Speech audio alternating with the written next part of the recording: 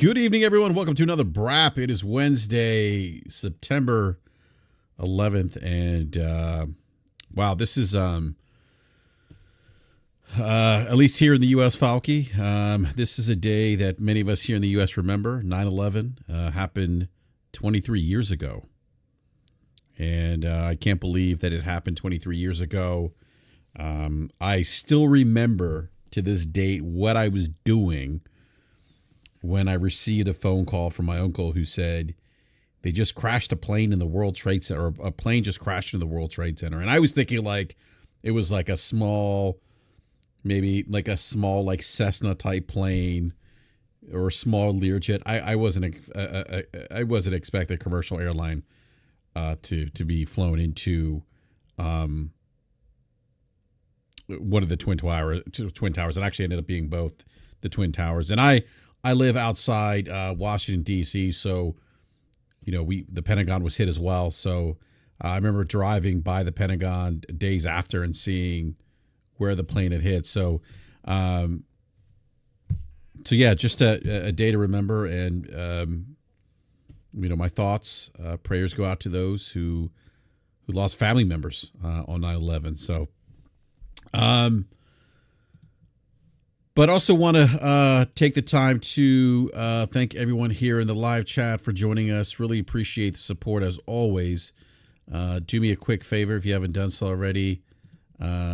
Hit the like button. Consider subscribing, hitting the bell notification so you're alerted when we go live. And by the way, we do have a new member, Donnell Brown. Is a BRAP VIP member. Thank you, Donnell, for becoming a BRAP VIP member. I have been, I know I mentioned as one of the perks as being a VIP member was a monthly giveaway. I haven't done that just yet because we have only a handful of VIP members, and like I feel like the same people would be winning. So we're going to see if we can get a few more over the next week or so. Then I'll be doing the giveaway this week. But Donnell Brown, thank you so much. Even though you're a Raiders fan, I appreciate being a BRAP VIP member. So, or actually, no, you're already a BRAP VIP member. What am I saying? So I'm getting excited. I saw the green pop up. But thank you, Donnell. But anyhow, I do have with me from Down Under. We have Falky with us. Falky, how are you today? I'm going to say this evening, but it's not evening where you are. No, it's a beautiful sunny day. It's Thursday. It's a lovely day outside. Bit of cloud cover. Nice temperature. Grass is growing nice. We made it to Thursday. World is still the same as it was yesterday. Be that fortunately or unfortunately. Not being an American, obviously, but I share those sentiments and words that you said just before. Thoughts with those who were affected by the tragedies that happened. They were tragedies that happened on the 11th of September. Sorry. Yeah, the 11th of September. And over there in America and other parts of the world. Obviously, we've got one that's a bit more local to us coming up in October. Same sentiment, or same issue. People just not respecting life for their own ridiculous agendas. But yeah, somber day in the US. Hopefully people can put aside their differences and their different opinions and whatnot to come together and share in a bit of humanity and respect for those who for no reason, no fault, lost their lives on that day. So yeah, thoughts and prayers always with those affected and the families that live on and have to experience life without their loved ones. And hopefully we never have to go through that again. Yeah, no, I don't disagree, Falky.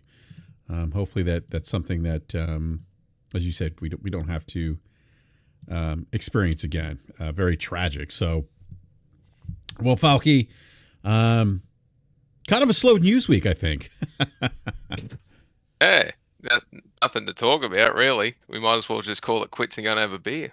Yeah, exactly. Exactly. You know, and so really this show is we're going to discuss the announcement of the PlayStation 5 Pro. and I may rant a little bit about this, about people's perceptions of the PS5 Pro. It boggles the mind that people don't understand, I guess, basic consumer behavior and how consumers really value and look at things differently. That consumers have different use cases, different check boxes, if you will, different requirements for consumer products. And they make their purchasing decisions based on those things that I just mentioned. And obviously, socioeconomic class that someone falls into may impact that buying decision as well. But what I don't understand is how people don't understand that the gaming industry or gaming products, we talked about this on this show many times, Falky. The laws of economics, consumer behavior apply to the gaming industry in the same way they do all products and goods. And I don't understand, for the life of me, Falky, why people treat it differently when it's not different.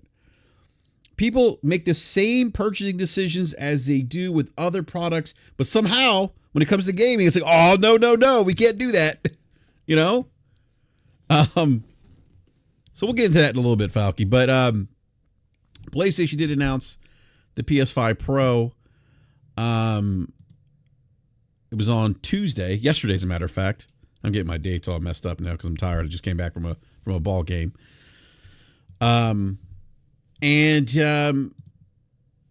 Look, I just to rattle off some quick bullet points here. The PS5 Pro does bring some upgrades over the standard PS5. In particular performance, the PS4, I can't even talk today. The PS5 Pro features an upgraded GPU with 60% more compute units and 28% faster memory, enabling up to 45% faster rendering speeds. Does have advanced ray tracing capabilities to provide more dynamic reflections and refractions of light, enhancing visual realism. It has what we call PSSR. That is a term that Slow-Mo gave their AI upscaling solution, the PlayStation Spectral Super Resolution. And that uses AI-driven upscaling to deliver sharper image clarity by adding more detail. I do have some additional thoughts. Unfortunately, Logic isn't joining us today, but Logic actually brought up some interesting things, Falky, that I do want to run by you based off of the last investor meeting or things that Totoki has said about them leveraging other aspects of their business to open up new potential revenue streams. It does. They did upgrade this, or they did actually include a 2 terabyte SSD. And there's backwards compatibility. There's enhanced game boost, improves the performance of over 8,500 backward compatible PS4 and PS5 games. There are about 50 games, current gen games, that are going to be supporting PS5 Pro. So those are just some of the things that the PS5 Pro can do, or some of the performance specs of the PS5 Pro and features of the PS5 Pro. So I'm not gonna lie, Falky. When they said $700, there was a bit of sticker shock for me. I wasn't expecting $700. I was expecting probably $650, but I guess $650. What's an additional $50? I guess. But I didn't think it was going to cost as much as the Xbox Series X console that has the 2 terabyte hard drive that's retailing for $600. I thought maybe they come in at $650, but in fact they're coming in at $700. Now, a lot of the pushback from people, this does not include it's a digital PS5 Pro. You have to either, if you have purchased the add-on disc drive, you can still add that onto PS5 Pro, or you have to go out and buy the PS5 disc drive separately, which retails about $80 USD here in the US. It is sold out on Amazon, but last I checked earlier today, you can still order it on GameStop and Walmart. So, Falky, Yes. what are your thoughts about this announcement? Did you have any sticker shock? Would you like to know what the AUD cost is? A lot of money. I think someone in the live One chat said over 1,000 in one Australian currency. thousand $1,195 Australian. The disc drive will be $80 Australian, and the stand will be $45 Australian. That's expensive, Falky. Over 1,000, just over 1,300 if you want the whole kit. So, Falky, is this? I mean, like, is this something that you feel is like out of what you would like out of your price range, like what you see value in? Oh, that's a difficult question to answer. If you take emotion out of it, there's no way I'm paying that much for it. However, if you include all factors into a decision, then it's very likely I'm going to end up getting one, mainly because the two that I currently have are preoccupied by the rest of the household who love to play Fortnite. So they're not getting the Flash one, and I certainly would like to take advantage of it, but it would mean I'd have to get a new TV to take advantage of it. So there's another couple of $1,000 at least just to upgrade the television. So that's now gone from $1,200 pre-order September, pick it up November. Could probably pay it off over a period of time. A couple $100 a fortnight. We can fit that in the budget. No dramas. Happy days. And I can see that it will get used. It will get an awful lot of use.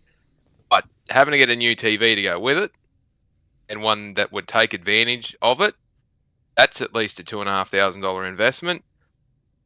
And now we're talking about somewhere near $3,500 to $4,000 to get a whole system for me, to get the whole system up to taking the best advantage of it. And I'm like, nope,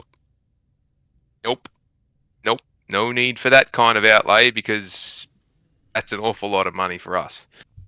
Yeah. But it's hark back to what you said at the start when you had your initial comments. And I'm firmly in the position of nothing gives anyone the right to tell somebody else what they should or shouldn't buy and how they should enjoy it. If that's your perspective of it, you can go and jam it. Like, that's none of your business. If I want to spend $5,000 and enjoy it, that's my decision. That's my prerogative. It's got nothing to do with you. And if you want to, not you yourself, BRAP, but you as in generally, if anybody else wants to open their mouth and start criticizing me for it, well, be prepared to get told to jam it. Really, it's none of your business. And there are going to be people who desperately want this unit, who are going to struggle to afford it. But then they can afford a new iPhone. Anyway, oh yeah, but the iPhone you can get with the carriers, they subsidise the cost. But it costs you more in the long run. Like buying a house. It's on borrowed money, and you're paying a premium to borrow that money. Go and pre-order it. Go and do what we used to do back in the day. Go into Best Buy or whatever it was that you went to. We used to go into EB Games or Big W or something like that. Target. Go in there. You pull it off the shelf. You take it to the lay-by counter or the layaway counter, and you go, I would like to put this on lay-by. I'll pick it up in 3 months. And you just chip away at it, and then you paid it off, and you took it home, and you owned it. What's wrong with doing that? If it's what is it at $6.99? Did you say the full bang was in America? $700 in the US. $700. But $100 a week for 6 weeks, and to pick it up on the 7th week and take it home. If the pre-orders open in September, like they're saying they will, or they're open whenever they open, you've got 6 weeks between there, 26th of September and the 7th of November when it's released. If you can afford find $100 a week in your budget, great. If you can't, take it longer. If you don't have the availability to buy it immediately, and that stresses you out, I'm sorry, but there's a way that you will be able to afford this thing. If you just have some discipline and you actually want it, you will find a way of buying it. If you just want to sit back and bitch and moan and complain about how others are going to miss out and be, I don't know, aggrieved or offended or upset on other people's behalf, well, first and foremost, bugger you, because that's part of the biggest problem in the world at the moment is people being offended on other people's behalf. So you can go do one. And if you're that upset about it, why don't you reach in your own back pocket and buy one for someone? Instead of just bitching and moaning and complaining about it being too expensive. Because you look at the stack that's in the PS5 compared to the Xbox Series X 2 terabyte or whatever it is that they've just released. There's $100 difference, right? What upgrades did they put in the Xbox other than it's now got a 2 terabyte hard drive? None. No other upgrades. Look at how much they charge you for the PC side of things. And BRAP, you'd be able to talk to this better than most. If you want to do comparable stuff on the PC side, you'd be $1,000 minimum just to get all the components together. I see people like trying to price out PC parts for $700. Someone I saw like included a Intel GPU, which is a very low end entry level GPU. You're not going to get the same performance. You're just not. You'd be over $1,000. So here's the stupidity of those people, and I mean it. They're stupid when they say this stuff. Go and price the parts. Great. Now you got to put them together. Do you want to do the IKEA version and scrape it through and not cost your own time into doing this thing? Or are you going to get someone to build it for you and say, here's all the parts, I want you to put it together? Well, that's going to cost you a couple $100 because no one's going to put a computer together for free. And then obviously there'll be markups on that. Or you can take a genuine comparative and go, here's a PS5 for $700 US. It's delivered. It's on the box. It's in the shell. It's done. $700. All you do is pull it out and use it. Plug it in and use it. Let's add everything in. So you've got the parts, the labor, construction, put it all together. And then you need you've got to put all this power packs and all that sort of stuff in it. Make sure everything works. And you got to test it. Put them side by side when you actually total up everything that it costs to get it to a usable state. And I guarantee you will not get anything coming out of PC world that's even close to what a PS5 can do for the same amount of money. And if you think you can, you're kidding yourself. It's not possible. Yeah, I've seen a lot. Yeah, I've seen a lot of those boneheaded comments about, oh, you could just pick PC parts off the shelf for $700. No, you can't do that. It also can you get a Can you get a PC part off the shelf that has DLSS or PSSR, whatever that machine learning AI stuff is in it? Because the only one apparently that does it is AMD. And AMD haven't even released that chipset yet. Yeah, the Nvidia cards have DLSS. They also, and the newer ones have I forgot the I forget what the other one is. I'd have to look it up. I'm forgetting now. I'm drawing a blank. But yeah, I mean, like I saw, but it also skates by the fact that people may not want to build a PC, regardless. Even if you could build a PC, let's say for $800 that had similar performance, it's not that simple, because you may have people that don't want to deal with the headache of troubleshooting PC, or want to have that that more streamlined experience, plug and play, where they don't have to worry about driver updates, or they may want to have the experience where they can sit in front of their couch. And people seem to forget about these things. I do want to address some of the live chat play places. I believe the biggest problem for the PS5 Pro is that most games are being built with the Series S in mind, so that limits all consoles more powerful than the Series S in game design and visuals. I think that's kind of the opposite based on some of the development challenges that the Series S has posed to developers. But the person who's just joined us, if you can introduce in a minute, he'll attest, and it was the same as I'll attest, there are an awful lot of games that are now not being built for Xbox at all because of that Series S. Yeah, so I don't know how much of a problem. Now, I noticed, like, if you were to say, like, the PlayStation 5, I would buy into that more. I mean, often, not all the time, game development does start with lower specs, ensure that game runs smoothly on a wide range of devices. I get that.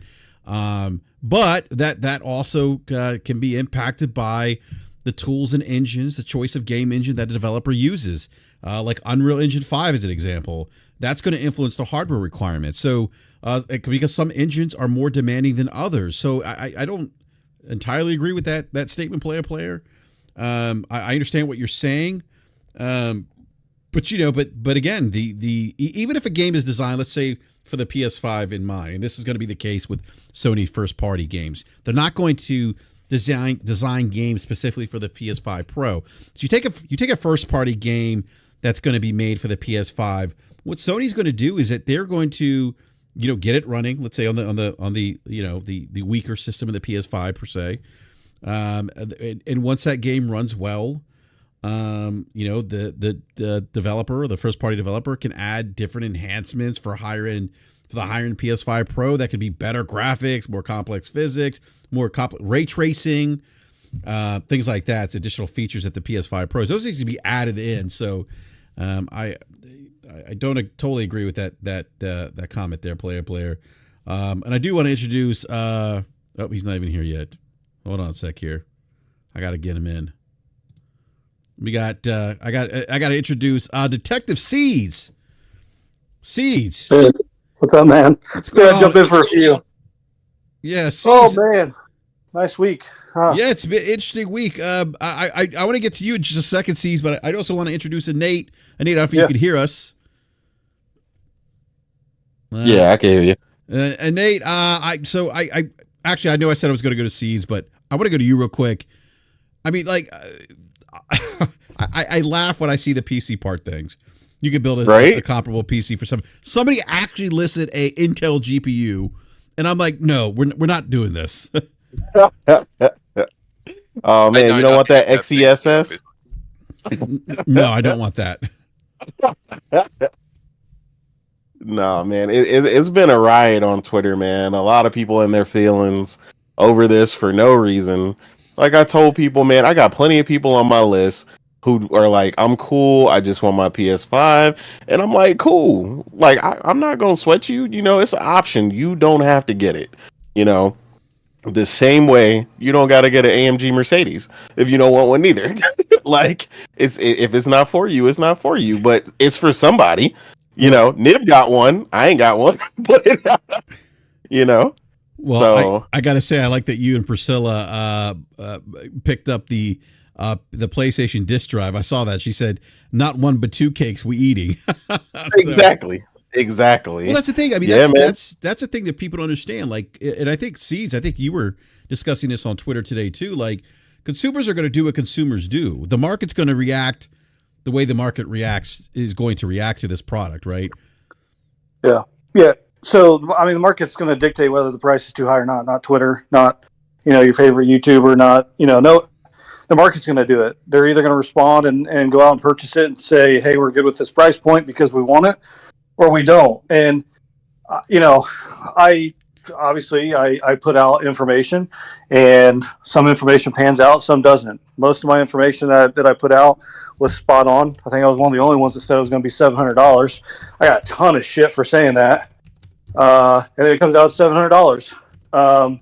There is going to be a limited edition disc version that is going to come out. It's 100%. I don't know why they didn't talk about it, but there is one. I've been under NDA since January, almost February, having to deal with this device because of two studios I work with for accessibility features. So I know that there's a digital, I know that there's a disc version of this console.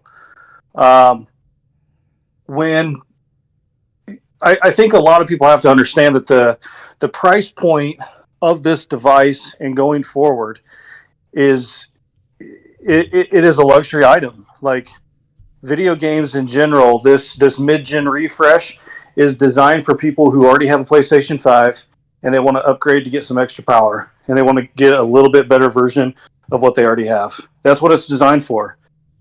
The base version of the PS5 is not going away. And so, yes, it's a sticker shock seeing a $700 console because we've not really seen it before this year. And so that's a shock, but I would prepare yourself for the PS6 and other devices in the future releasing, 2028, 2029 to probably be $800 to $900. If I had to guess, that's probably where I would put those devices at that point, factoring inflation and what technology is going to be at that time. It wouldn't surprise me at all. And so, I was a little taken aback because most of the stuff that I was seeing on Twitter, the responses to my post about the market, dictating itself, that's basic business. And I was kind of taken back exactly. I was a little taken back, and maybe I haven't been on Twitter a long time, man. I mean, you kind of know my outside, what I've done in my past. So I haven't been on there a very long time, so some of the stuff is kind of new to me. Coming around and seeing, some of the console war and how things used to be. I wasn't involved in that. I wasn't on Twitter. I never saw these things. And so it was a little shocking to me that these basic business practices, no one really had a clue on how the market works. And, these devices don't have to be necessarily quote unquote affordable. They have to be accessible, and they have to be accessible to the, to the public to purchase. But Lamborghini doesn't care if I can afford a Lamborghini or not, right? They don't care. They want the people who can't afford it. Just like Apple, they come out with a new iPhone every year. I mean, how much better pictures can you get of your face? I mean, you're still ugly. It doesn't matter how powerful the camera it is. So, Thanks. Every single year they come out with something, and people just want it to say they have it. And so there's that difference there of a necessity and a luxury. And I think that a lot of people don't understand what that difference is. That they think, hey, I should be able to get this device at this price. Well, you don't set the price. The company does. And there are already analysis coming out stating that they believe that by 2028 that the PS5 Pro will sell just as much or more than the PS4 Pro. You see how many people are going out right now, and someone might say back someone might clap back and say they're scalpers, which I don't really buy it. But how many of the disk drives are being sold right now? It's like what, number 2, I think, on Amazon, or number 3 or something like that on Amazon. It's sold out on Amazon right now. It was up like, but yeah, it's like number 2, number 3, yeah. And actually, to your point, Seeds, I don't know. You mentioned that someone, maybe it was an analyst, mentioned 2028. Ampere analysts. Ampere. That's what I'm talking about. Oh, I think they said about it's going to be in line with about the PS4 Pro. They thought there might be some softening of demand for the PS5 Pro given the $700 price point. There might be some people that were PS4 Pro owners that maybe are now kind of out looking in because they're not $700 is outside of what they're willing to pay. But all in all, they expected it to be the adoption rate to be very similar to the PS4 Pro. Yeah, and I think that and I'll hit on one more thing, and I'll shut up so somebody else can talk. The last thing that I want to hit on is that, there is a game releasing in this generation that I think people are just failing to realize what people might do to get the best absolute version of that game. And it's Grand Theft Auto 6. We don't know how that game's going to perform on the consoles yet. There are all these people coming out and saying, hey, it's not going to hit this, it's not going to hit that. At the end of the day, we don't know. Now, you might be able to sit there and say, well, based off of my experience with, these pieces in the technology, it won't. But until we actually see the gameplay and we hear from Rockstar, I don't think that we can definitively say that it's going to hit 60 or it's not. I'm not ready to say that yet. If it doesn't, it doesn't. But if it does, you have to expect that there are going to be a whole lot of people who have not upgraded yet, and they want Grand Theft Auto 6 to play at the best possible version that they can. And there were a shit ton of people who could not get a hold of a base PS5, and guess what? They bought it from scalpers for $800, $700, so on and so forth. So we know, and Sony knows, people will pay for it. They want it. And they're going to pump it out at this price because there's no competition to counter them right now. Mm-hmm. Yeah. There is none. And so, they're going to do this. They're going to test the market. And if they see that the sales aren't where they want it to be, they're going to drop it a little bit. But I personally think when this thing drops, you're not going to be able to get one. Now, I will say one more thing. Yeah. Kind of to let you guys know, I don't think anyone's broke this yet. I got an email from PlayStation after the show.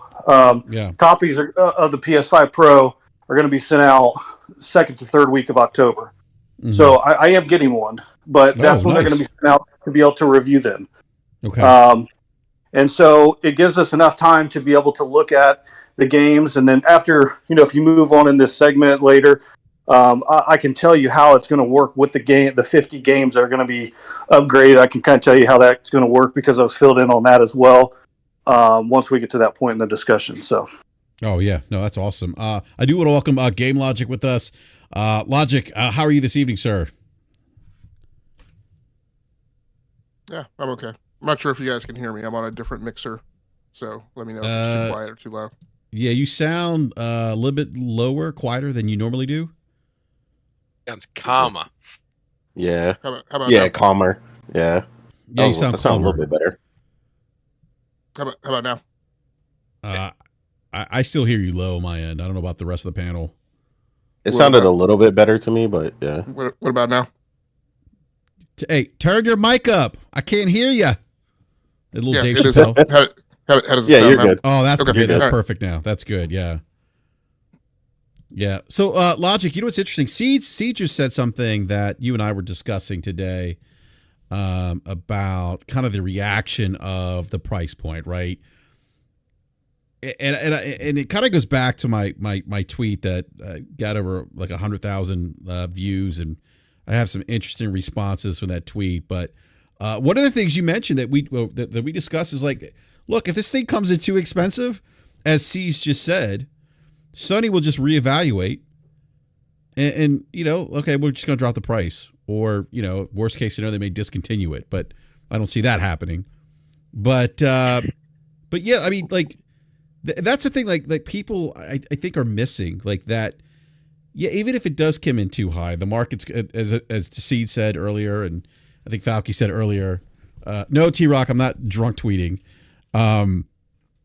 As those gentlemen said, that the market's going to do what the market's going to do, and consumers going to react to this and buy this thing or not buy it. And if Sony, if it's not meeting Sony's internal KPIs, they're going to adjust. And that's what companies do. Well, I mean, and then what we discussed, KPIs or OKRs, right? Those things Yes. can be divergent. They can. In fact, I had a conversation today with another business who we're looking at subcontracting to, and that was one of the comments and like a part of the discussion that we had. I said, work share for you guys would normally equate to a certain number of FTEs. However, I also understand that you guys may have strategic concerns. That's where OKRs lie. That may dictate that you want to participate in this opportunity, right? Even though, right, your work share may be small in terms of FTEs. And that was one of the things that they definitely agreed to. They have strategic interests in the space that we're talking about going and engaging in for work. And so they want to be on board, even if it's just an FTE and they peanut butter that across like 2 or 3 people. So my point is in that analogy is that companies have KPIs, which are metrics and analytics. Those are bars that business ventures need to hit. X number of consoles sold, X number of units sold, right? Revenue captured in a certain time period, profit, etc. And then there are OKRs, which are objectives. And your objective doesn't necessarily have to be like one-for-one mirror reflected by a specific KPI. In fact, if you look at Xbox, right? In terms of Game Pass was not driven by a KPI. Because if it had been driven by a KPI that equated to revenue or profit, then Amy the Hood wouldn't be on the warpath right now, right? It was driven by an OKR, which was to hold on to the last shred of market share that they had, right, and gain a foothold with a different demographic, ones wanting low cost of access. So that is where you engage in things like loss leader strategies, right, to drive at an OKR, even though it may not be supported, right, by a linearly reflected KPI. That's a great point, Logic. Nate, I do want to rope you into the conversation here. You and Priscilla just bought 2 discs. That was a point of contention for many people.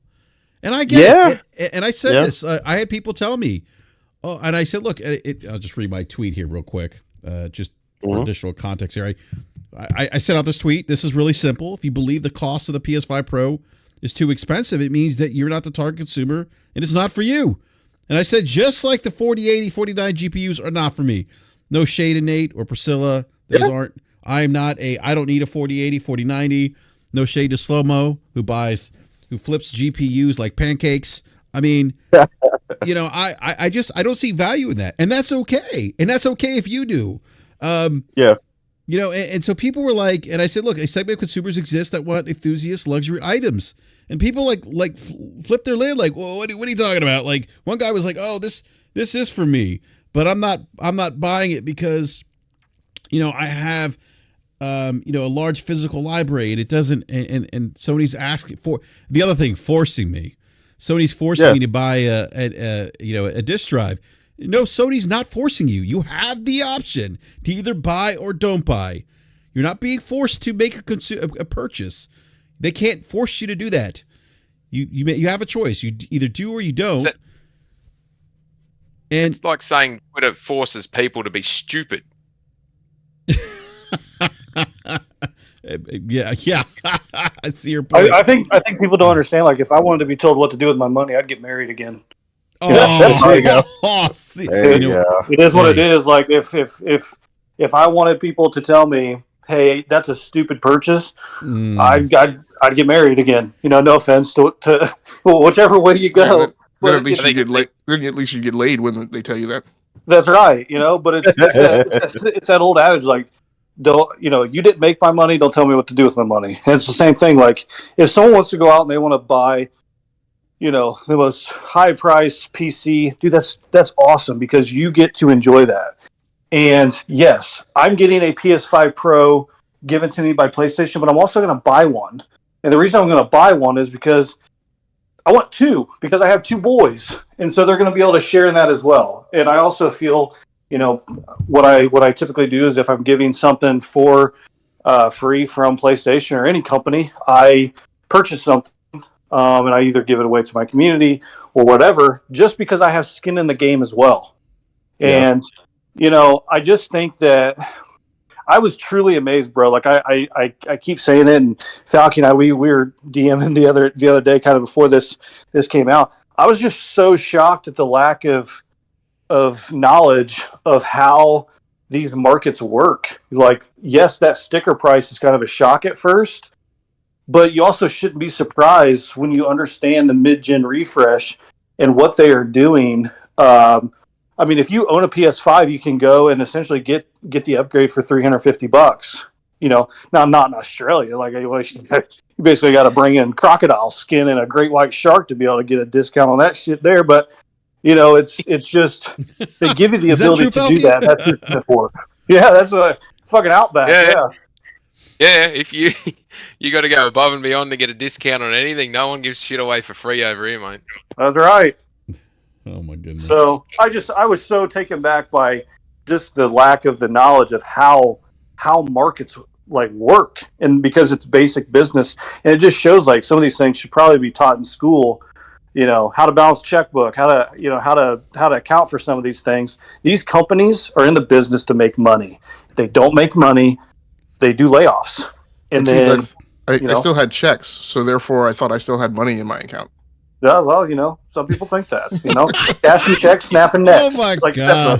You've seen the one where I have a credit card, so it's free money.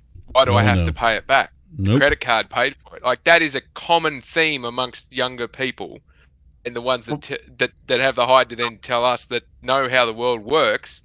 That, we're wrong, it's too priced, they're forcing me to do this, they must do that, I need it for free, I need it for someone else to do it for me. Like, at what point did you throw your hands in the air and you go, you know what, you're too stupid to breathe, go away? I want to go back to you and Nate.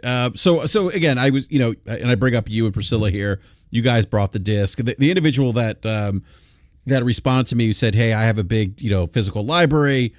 I am that target consumer, but I'm not buying this because they're forcing me to buy discs. I'm like, no, you're not the target consumer, because the PS5 Pro, as it currently stands, does not meet your requirements as a consumer. Therefore, it's not for you. Simple as that. Mm-hmm. It's not rocket science, Nate. But Nate, you, Priscilla, you guys are like, you know what? We're there day one. We're gonna go out. We're gonna buy the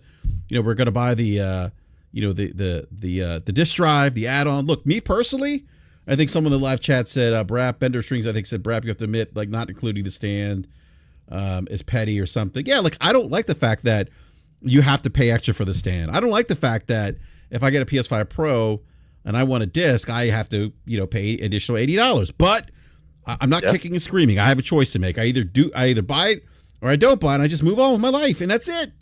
We do this with the consumer purchase that we do. Huh? Yeah, go ahead. The bases are that fat, you don't need a stand. Unless you live somewhere where it's going to be an earthquake. We got a PS5 Slim 6 months ago. And the wife said, "Oh, do we get a base stand for it?" I said, "Fuck no. Look at the size of the bottom of that thing. It'll be fine." Yeah, it's not going anywhere. I have no plans. I need a stand. I need my PS5 to sit up. So I don't like. I'm not a big fan of the design. I think it looks best when it's propped up right. Oh no, mine's going to be standing, but it can stand on its own. Oh yes, it can stand on its own. You're right. Yeah, it can. Yeah, that's hey, what BRAP, I want to say something real quick and kind of see what the panel says. I did not. The one thing I will push back on, I did not think that Cerny did a good job of selling why you should get the console. I did not. I personally like watching it. If I wasn't vested and didn't have like a love for this stuff, I can see why some people might be like, I don't know, because I know it was just kind of an overview tech presentation, and hopefully they're going to do some more at an upcoming announcement coming here pretty soon.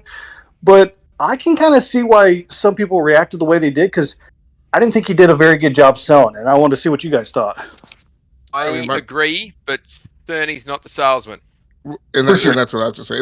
It's an uber nerd perspective from like reading all about his biography and his background and yada yada yada, and the fact that he's not a PlayStation employee, that he's actually a contractor. So I mean, he's not the sales guy. He did the same thing, right, with the PlayStation 5 originally. He just came out. He does a tech brief for all the uber nerds to get all their. But do you think that boners maybe in their pants about the tech, and then they'll do a more of a salesy thing, later. And see, I think they need to.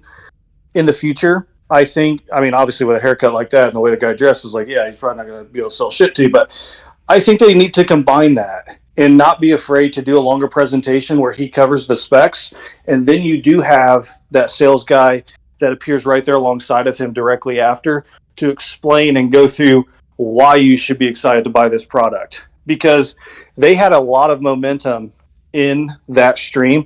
And granted, I think they have a lot of momentum. I'm not taking away from people buying it because it's gonna sell out. But I just think going forward, that'd be one thing that I would like to see them do. You have that technical breakdown. You have all those people there watching. Bring somebody on stage or onto the camera. You're already recording it, who can kind of give that sales pitch. Here's why you want to buy this. Here's why you should invest in this. And I would like to see them do that going forward, just to try it.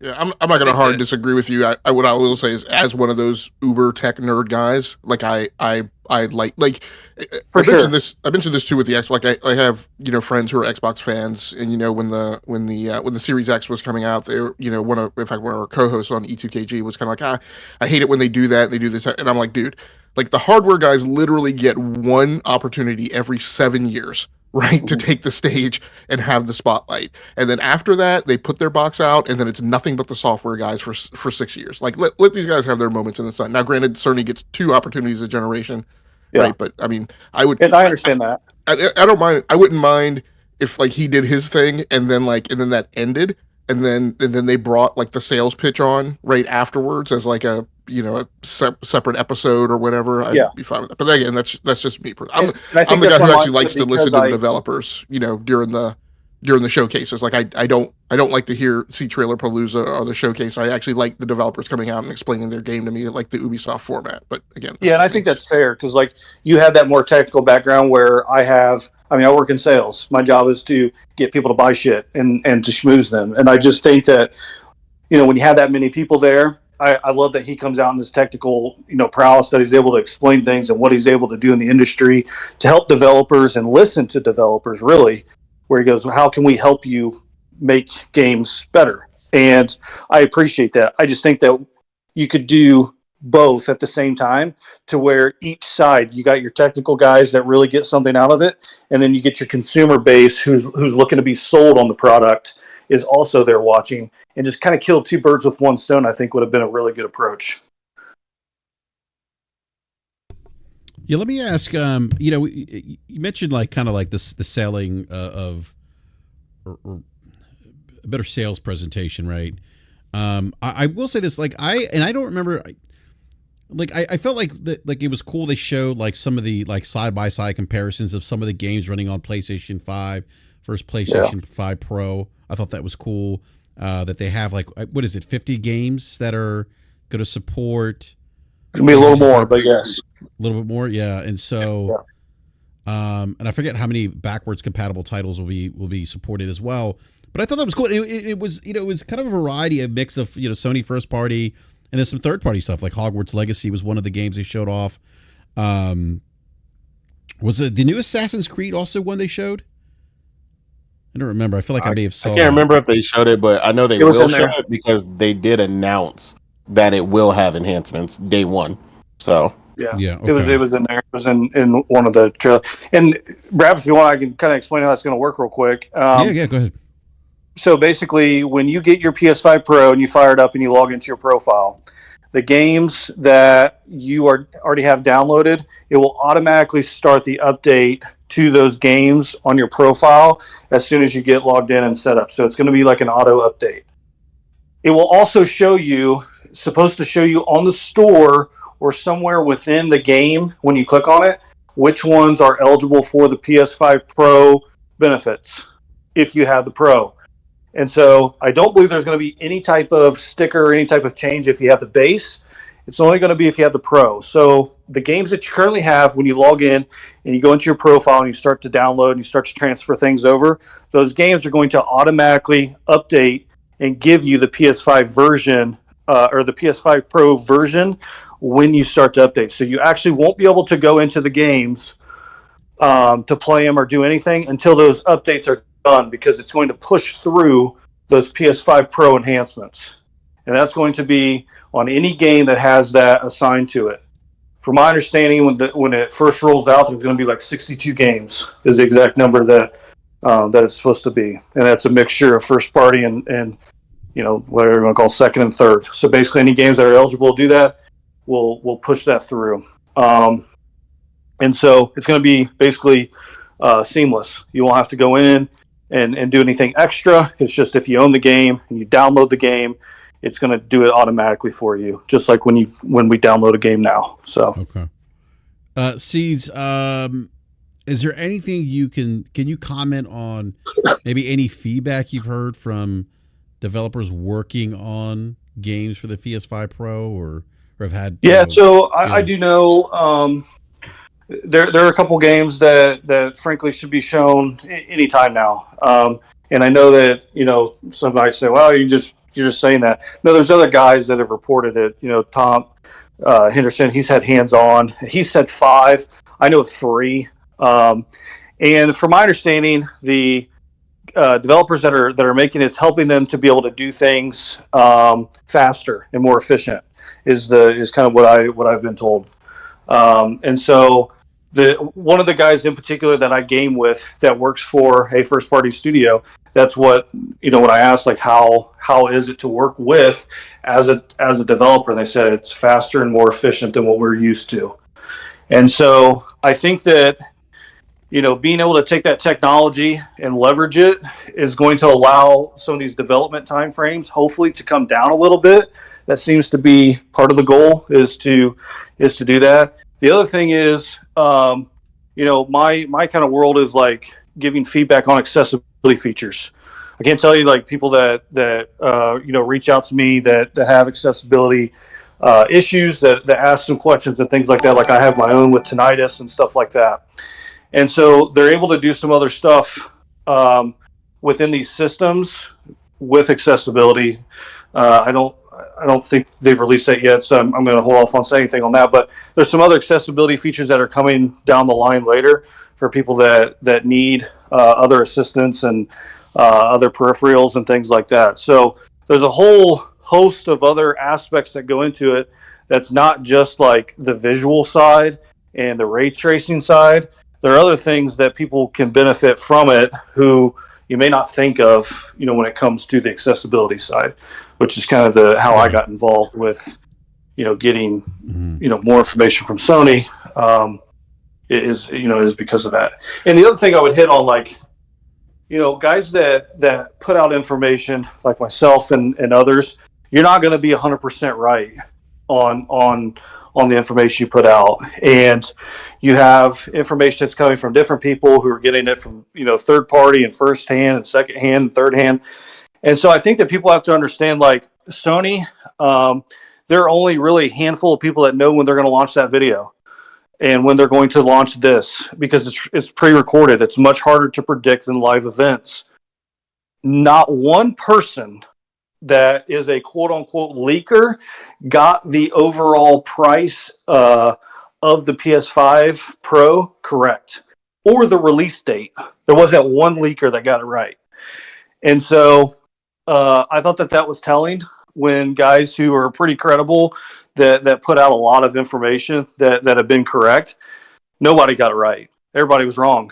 There were a couple of us that said $700, but we were off by a week on the release date. And so, it's one of those things where you take crap for it whenever you're wrong. But I don't think people understand how hard it is to not only get the sources that will talk to you and hang out with you and stuff like that, but to also be able to predict things. I put out that there would be an event this week all the way back in May. And so, to be able to do those things, people have to understand you're not going to be 100% every time. I got some shit, rightfully so, from a couple people, but my hit rate's still in the 90s, so I'll take it. Forecast anything is penciled in, set in sand until the minute it actually happens. It can always change, and things get. I've seen things not just with gaming, but across the business in any aspect. Things are lined up, everything's ready to go, and then all of a sudden, one little thing is, there's a change in the market, there's a change in this, there's a change in that, something's happened. I was involved a few years ago, something came out overnight in a foreign market, and the foreign exchange moved too much, and we had to pull away from announcing a project because it became unviable just because of something happened overnight. Yeah. We're at 4 a.m. in the morning on these emergency meetings. Everyone's half asleep going, well, we can't do this, we can't do that, we're doing these numbers. Right, pull the announcement, just cancel it and say we're not doing it. Yeah. But more people it's tough. Yeah, but trying to forecast, There's some questions in chat about Dragon's Dogma. I don't know anything when it comes to third party. I want to be very honest in that when it comes to third party games and the upgrades that they're going to have. I have not seen them. I don't know. I just know when it comes to the first party games, you're going to have multiple graphical options and performance options to be able to select. But when it comes to these other games, I do not want to put information out that hasn't been said to me, and so I don't know. Yeah, that was Twisted Sin with the $2 super chat. Thank you for that, Twisted Sin, who asked Detective Seeds that question about Dragon's Dogma 2. I would anticipate it's going to perform better, but I don't, I don't want to sit here and say, it's going to upgrade it up to 60, because that's just not how. I mean, they have to do some legwork on their side as well, So when it comes to the third party game specifically, I don't know. So I would point out, and it's not hidden knowledge if you know where to look, that PlayStation, or specifically the PlayStation architecture side, and the development assisting side, put it that way, have spent an awful lot of time with major third-party publishers over the last 6 months. It's usually they would get together once a year around TGS. There have been multiple instances where PlayStation has hosted partner events which have included Nintendo, and all the Japanese publishers and major publishers from around the world.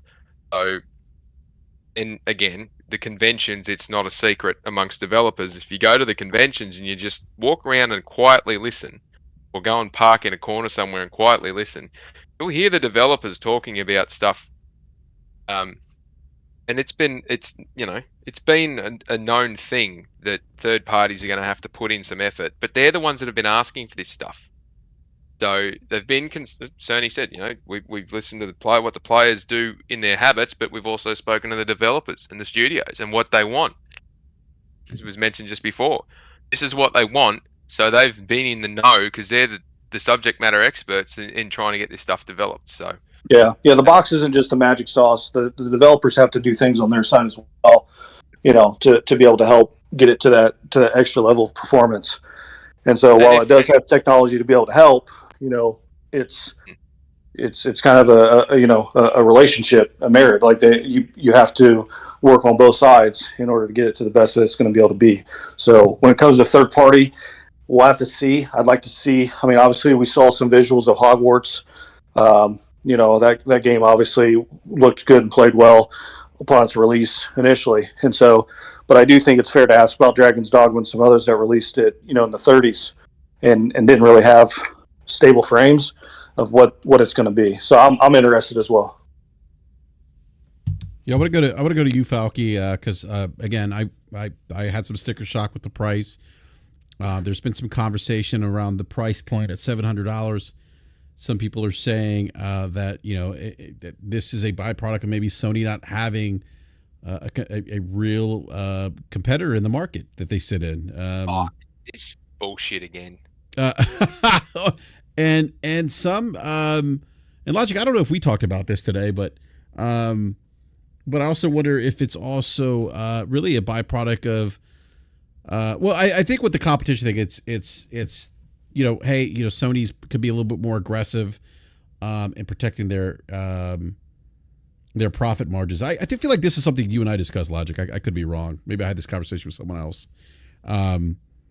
But Sony may be more aggressive in protecting the profit margins because they don't have to think twice maybe about a competitor, right? But is it also... Could it also be that the impact of inflationary dynamics, the supply chain, the financial exchange rate, things like that? Like, is there economic impact? I guess what I'm asking, Falcon, is do you think there's economic impact or reasons for this particular price? Oh, absolutely. They're not going to run it at a massive loss and backfill it with game sales because that's not how it works anymore. If they did that, games would go from $70 to $90 overnight. So you can either have the games at a reasonable point, or you can have the console at a really cheap point and dearer games, or you can have a ridiculously expensive console and you can have cheaper games. It's finding that balance. Now, without going on a 3-hour rant about people's inability to understand basic business concepts, this whole notion of it's too expensive, it's too this, it's too that, it's all the rest of it. And with no competition being the argument, or it's arrogant Sony's, like, if they released this thing and they said $800 and they built a shitload of them and couldn't sell them, it still cost them the same amount of money to build the friggin' thing. So it's not like they're saying, lack of competition is what's dictating the output here. If there was competition and they were trying to force this thing at a price point at $500, and then having to take a massive hit on the PS5 Slim and drop that to $300, like it back, they keep saying, look at the PS4. That was 10-year-old technology when it launched. So it was outdated technology to begin with, and then the economic conditions, there was no growth anywhere, there was no inflation, and how long were people complaining from 2012 to 2020 about, I wish my wages would go up, I wish I'd get more money here, I wish I could do more there. That's the lack of inflation causing that. And all of a sudden they go, well, we've got brand spanking new technology, which is not available anywhere else at this point in time. It's proprietary technology, and the stack is ridiculously fast. It allows, developers can make games quicker if they want to. That's the developer's choice. It's a different conversation about, is it they putting too much into games and games are too expensive? That's the developers and the studio's choice. But the stack is there to allow them to make a really good game really quickly.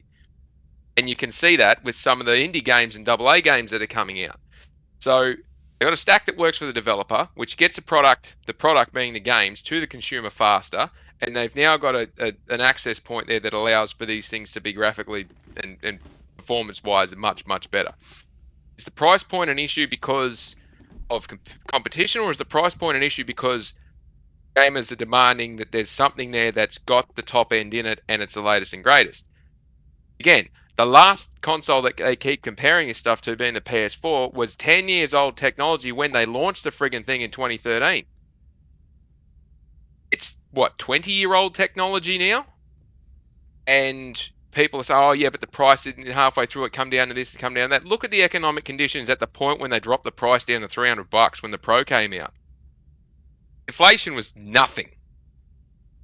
And economies weren't exactly in a bad situation, and there was no pressure on people because they'd all gotten used to this no growth economies and things were doing okay. People had more disposable income. People could do bits and pieces. They were used to it. These days, you got this. There's still inflationary issues everywhere, and inflation isn't like, oh, prices have gone up this much. Inflation is a rate of increase. So that things continue to increase. If inflation is zero, that means that we've plateaued and the rate of increase is not changing. If it's positive, the rate of increase is increasing. So it's always going up. And they're covering off on those points. And if the foreign exchange rates are shifting as well to make those inflationary factors more impactful, which is what irritates me with these idiots that go on about, oh no, the PS5 is actually losing. It's performing worse than the PS4 when adjusted to inflation. Like, okay, adjust it to inflation across every freaking market that it's in, and then do the inflationary calculations back on the foreign exchange rates, and then factor all that other stuff in, which is what they did anyway when they did the presentations. But that's a separate TED Talk.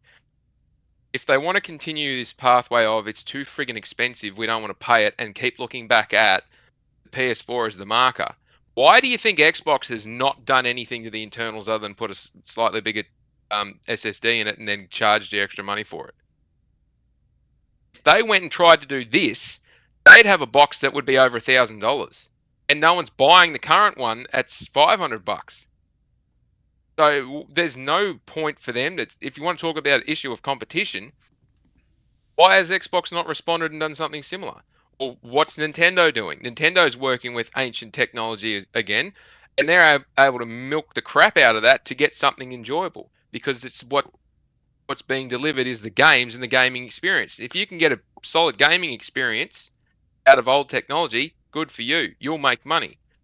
Again, the purpose of this Pro, which is something that's going to be spoken about for forever, is not aimed at the everyday average Joe. Now, there may be people who play Fortnite and that's all they play, and they've got a PS4 that does it, and they're playing it. They can't get the solid 60 frames, 120 frames at 4K. And all of a sudden they see this thing and they go, you know what? I might jump. I'll go to 4K 120 and get all the bells and whistles with whatever UE5 is going to do for Fortnite, because they want to experience what they're doing better. Or as someone on the panel said earlier, GTA 6, when it kicks out, if it's 60 frames per second 4K solid, or you can get the 120K out of it somehow, people will jump because they want to experience what they like at the best rate they can experience it. The price of TVs are coming down to get your 124K experience TVs. There's plenty more of them in the market now. Than there was when the PS5 launched. That makes that change out more appealing. So it's not just as simple as, holy shit, the sticker says big dollars. Why are they doing this? There's so many different factors to figure in here. And no one yet has mentioned, I haven't seen this on Twitter anyway, but no one yet has mentioned the fact that China and India, two massive untapped markets where PlayStation has a foothold that they can actually launch into, and they couldn't give a rat's ass about inflationary factors anyway.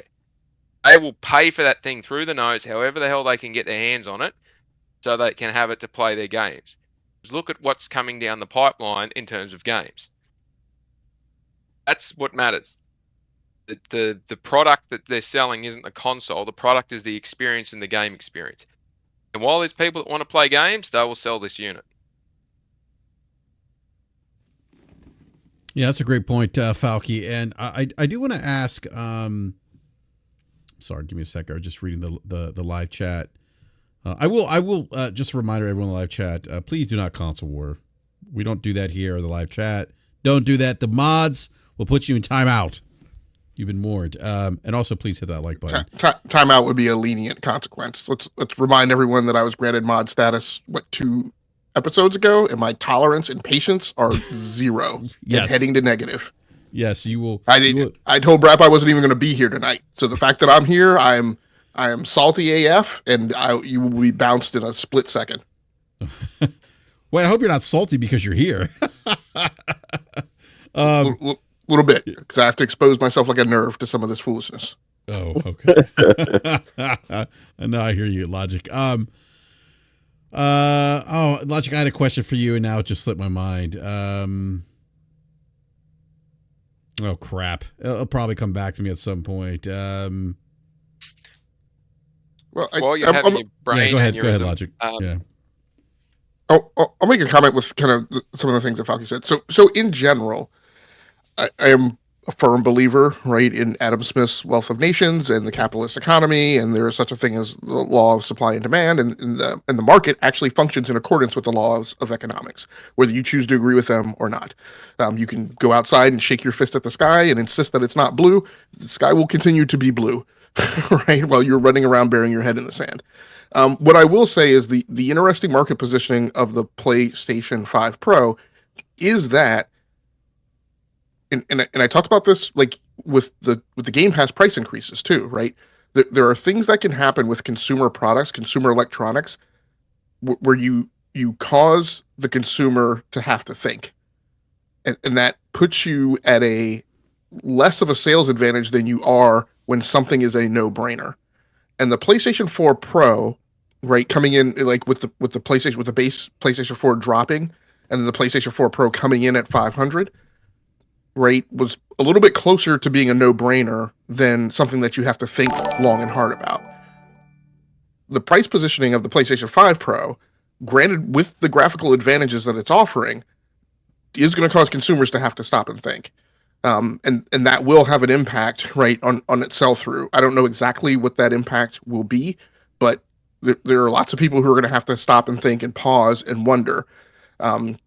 I think what's not accounted for is, again, what are the addressable markets with this? I see a lot of pundits running around saying nobody wants this. It's not for this and that, and that's just incorrect. And I think a lot of people have voiced things like this already, right? You have people on PlayStation 4 Pros that haven't upgraded. And so the point of that differentiation is they made that dive the last time, right? They saw the advantage in the PlayStation 4 Pro, whether they upgraded or whether or not they were a mid-generation upgrader.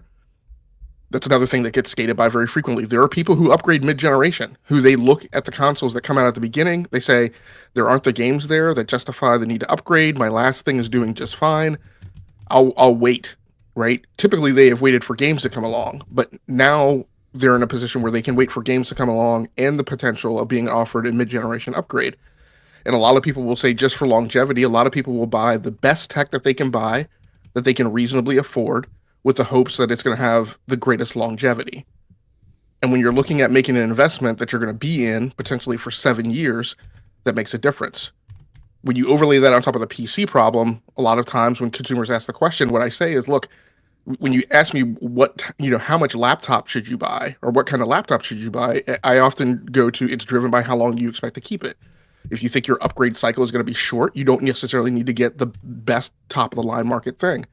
But if you think it's a thing that you're going to be in for 5-6 years, right, then go ahead and spend the money to get the absolute best thing that you can possibly afford, because you're going to be in it for a long time. And so these consoles now have a long life.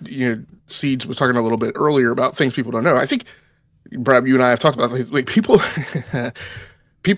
either forget conveniently, typically to meet the need for narratives, or they just don't know because they've been gaming for a very short time, but they act like they've been gaming for 40 years when they haven't. People forget the console generations used to be half of what we have now. Console generations used to be 4 years. So when you talk about the notion that you're being, of a mid-generation upgrade in air quotes, that's a mid-generation upgrade that is kind of roughly coming in at the same time that we were getting rate upgrades, in old console generations of the 80s and 90s. So it's really not that far-fetched in terms of a timeline. So yeah. I don't know. I mean, we don't know how the thing's going to play out, but there are some things that are, I think, different factors that are going into people's calculus this time around than they did with the PlayStation 4 Pro. Saw GameStop's giving $410 for trade-in value on a PS5. Very true. Although the narrative that I saw running around just before that dropped was, oh, you're going to get $38 for it. And then GameStop themselves tweeted out, yeah, we're giving away $410 for your PlayStation 4 Pro or whatever it is. Yeah. For your PlayStation 5, sorry. Well, what's interesting, Logic, to your point, it's a great point, because this is the same conversation we had with the PlayStation 4 Pro when people were like, oh my God, who asked for this console? It's, 3 years into the console gen. Who asked for this? And that literally was the conversation. People they were beside themselves. And, and to your point, we got new consoles every like 4 years, basically, or every 4 to 5 years. So They didn't take the old ones away. What's that? I don't mean to interrupt you, but the important thing to remember, when they've done the upgrades, they never took the old ones away. It's not like there's no more PS4 and you had to get a Pro only, and there's no more PS5 and you have to get a Pro only. They haven't taken the old ones away. So just keep that in mind, everyone. Well, that's the thing that's kind of frustrating for me reading some of the commentaries in that tweet I put out. I'm like,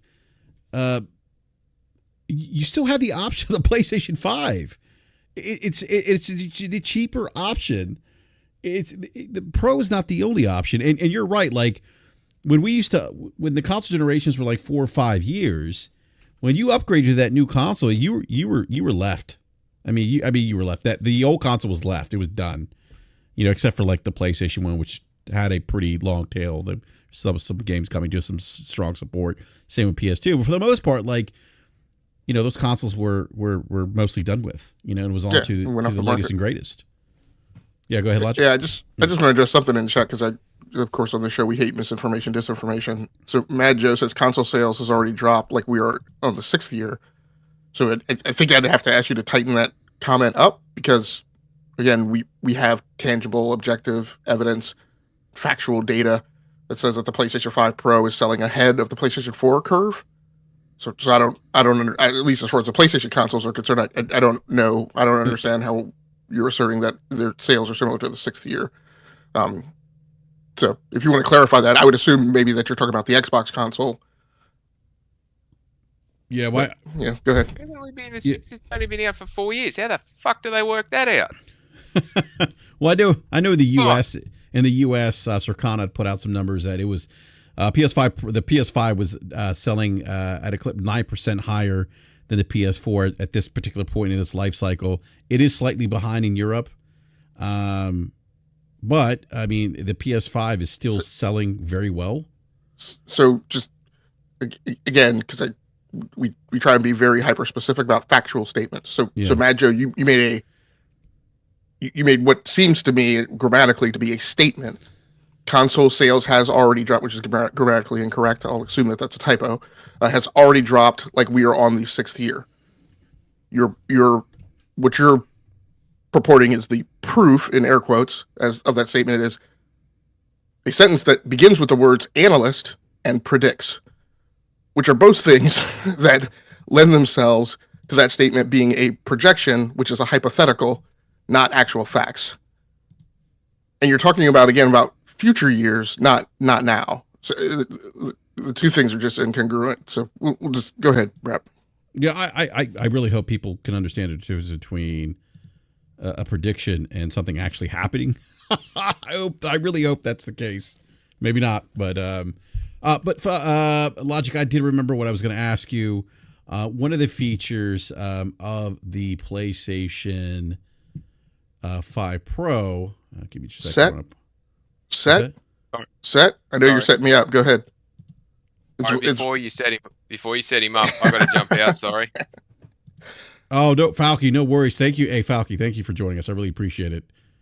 Likewise, I got to bounce too, man. All right, Cease. Thank you for joining us too, man. I appreciate it. You guys have a good night. All right, you too. Give Nate a chance to say something. Nah, man, you're all good. You guys have a good night. Yeah, lads, thank you. Nate had the biggest say of all. He went out and bought the disc already in anticipation of making the purchase. Did you pre-order the Pro as well, Nate? No, they don't go live till September 26th. But the moment they do, I will be there. Gotcha. Yeah. So the one thing that we talked about earlier today was PlayStation Spectral Super Resolution or Pisser, as Slow-Mo would say. The great Slow-Mo would say. Yeah, which is their AI-driven upscaling. And so you brought up something interesting. Like you went back, we talked about this today. You went back and you talked about Sony's strategy I think it was the last investor meeting, and how the PlayStation 5 Pro can actually potentially, correct me if I'm wrong, but benefit other avenues of Sony of the Sony business. It could. And I don't think there's a PlayStation 5 Pro like is a strategy in and of itself. I think it's a component of a strategy, and I think it's an opportunity, right, that's allowing them to test certain waters. So, and this is hypothesis and this is theory. I would say it's pretty strongly being backed by things Sony has said and things that they are doing. So I wouldn't entirely put it in the realm of speculation. But if you go back to the annual investors meetings, I want to say it was back in May, where they did a corporate scale investors meeting, and then they did where I think Totoki primarily spoke a lot, and then later that week, I think that maybe the following night, they did a PlayStation centric continuation of that investors meeting that was primarily Herman Hulse speaking. But across those two things, they said a few things, and let me roll the tape back just a little bit. When PSSR was announced, which was actually before that investors meeting, the dots that I was connecting is that, look, you don't make an investment like that on a upscaling technology that competes head to head with what the GPU manufacturers are doing, meaning NVIDIA's DLSS, AMD's FSR, and Intel's XeSS. Why would you, as a console vendor, make that type of investment when companies who have that as their domain expertise are already investing there? The only reason you do that is because you think that you can make a competitive run at that market, and because you think that you have an ability to make the technology that you need better than the people who are doing it as a side gig. This to me is the same type of move that Apple has made progressively over generations, where they said we're tired of it. We're just gonna make our own chip. And they've progressively gone through and done other variants of this in their stack, and they've rolled it out right to the iPhone and the iPad and the Mac, etc. It's been this progressive eating away and taking more control of the entirety of their technology stack in the vertical. This is something that is in the vertical of the technology stack of the PlayStation. And this is Sony making the investment to take ownership of that. No longer, right, which loosens up their dependency upon AMD's FSR. Now, my belief is I don't think that you would make that type of investment and only use it for the PlayStation. I think, and things that they mentioned during the investors call, leads me to believe that they will eventually third-party license that and or roll it into an SDK and make it available for other purposes. Some of the things they talked about in the investors call was trying to pivot part of their strategy around to serving the creators market. And that means everything from like the prosumer up to the high end. And they talked about a lot of the investment that they have and a lot of the investment that they're going to increase making into movie making. And they talked about content creation, and they talked about cameras. Now, if you think about cameras, right, who owns the stack of application workloads and cloud and AI that services photographers? That's primarily an Adobe market, right? One of the things Sony talked about is like, hey, we have this great line of cameras, the Sony Alpha cameras, that sells well, has good market share. Professional photographers are proponents of. I'm a Sony Alpha, right, camera user.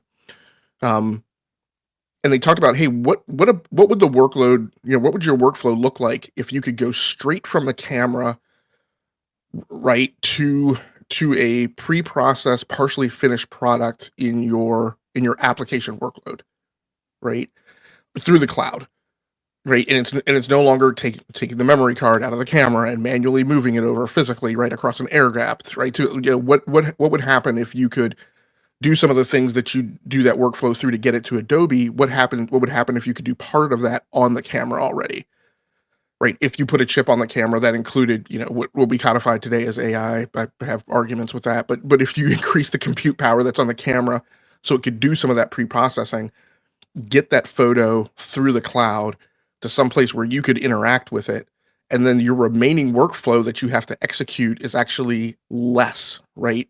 A shorter distance for you to traverse to get to the end product that you need.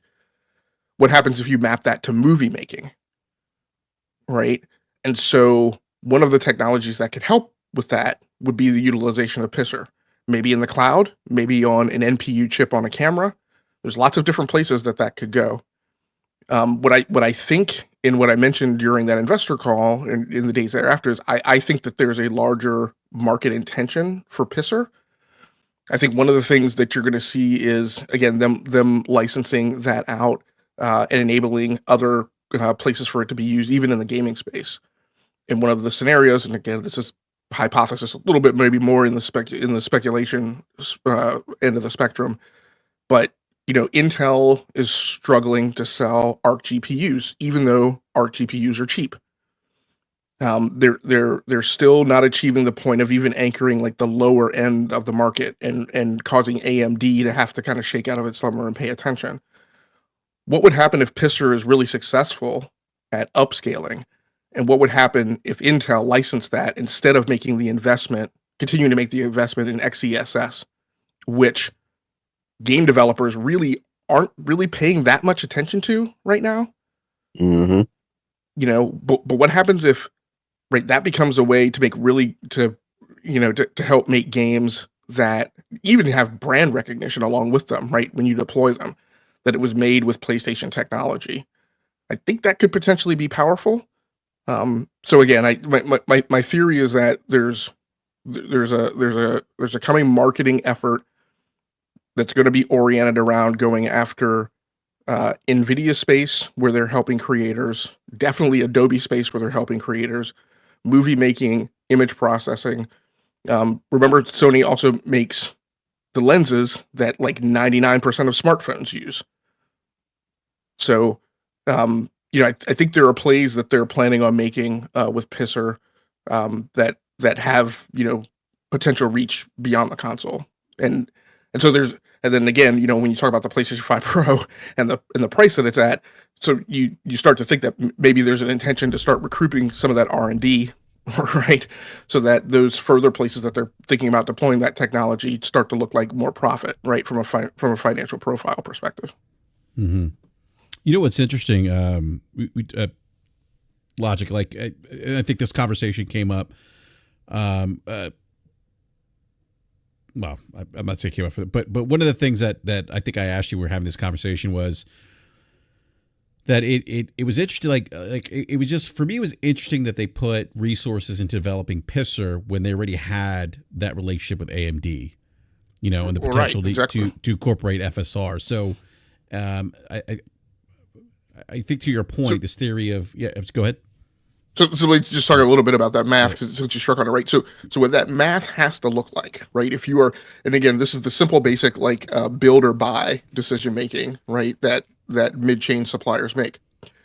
If you're buying a thing from a company where that thing is their core competency and their domain expertise, and you're buying it from them because you think that you assume that you can buy it cheaper, that they can make it cheaper and charge you a lower price, then you would have to absorb by investing and building out that capability of your own, right? That's why you buy instead of build.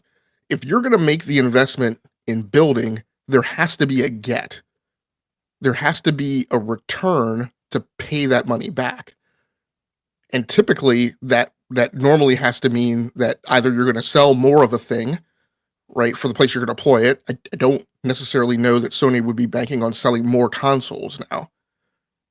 So if that payback isn't coming from console sales, then logically that payment would have to come from deploying that technology into some adjacency and in a market expansion that they intend to go after. Sorry, go ahead. Yeah, no, that was kind of like where I was going. I mean, it just seemed interesting that, again, that they put time, resources into developing Pisser, and not use, and considering the partnership they had with AMD, not use AMD's solution of FSR. And so I thought that. I was going to say, I think it's like anything else with PlayStation. Like with the way the architecture runs different than PCs, it was better for them to develop one on hand better for them internally, the way they do a lot of the other stuff that they do. So a lot of the custom things that they do, like initializing the Kraken tech on the system, which gave us a bunch of games smaller in size, pairing that with the speed of the SSD and so on and so forth. I think they just realized doing a custom one would fit their architecture better, and that's why you're getting that, which I prefer, because personally, when PlayStation takes a personal interest in things, it tends to work out really well. They really seem to think it through a lot, and it becomes pretty pervasive throughout all their games. So they'll be able to offer that, directly to them via their dev kits and so on and so forth, and let them take advantage of that from the get-go. So I mean, I think it's going to be really well done. So here's the really crazy talk.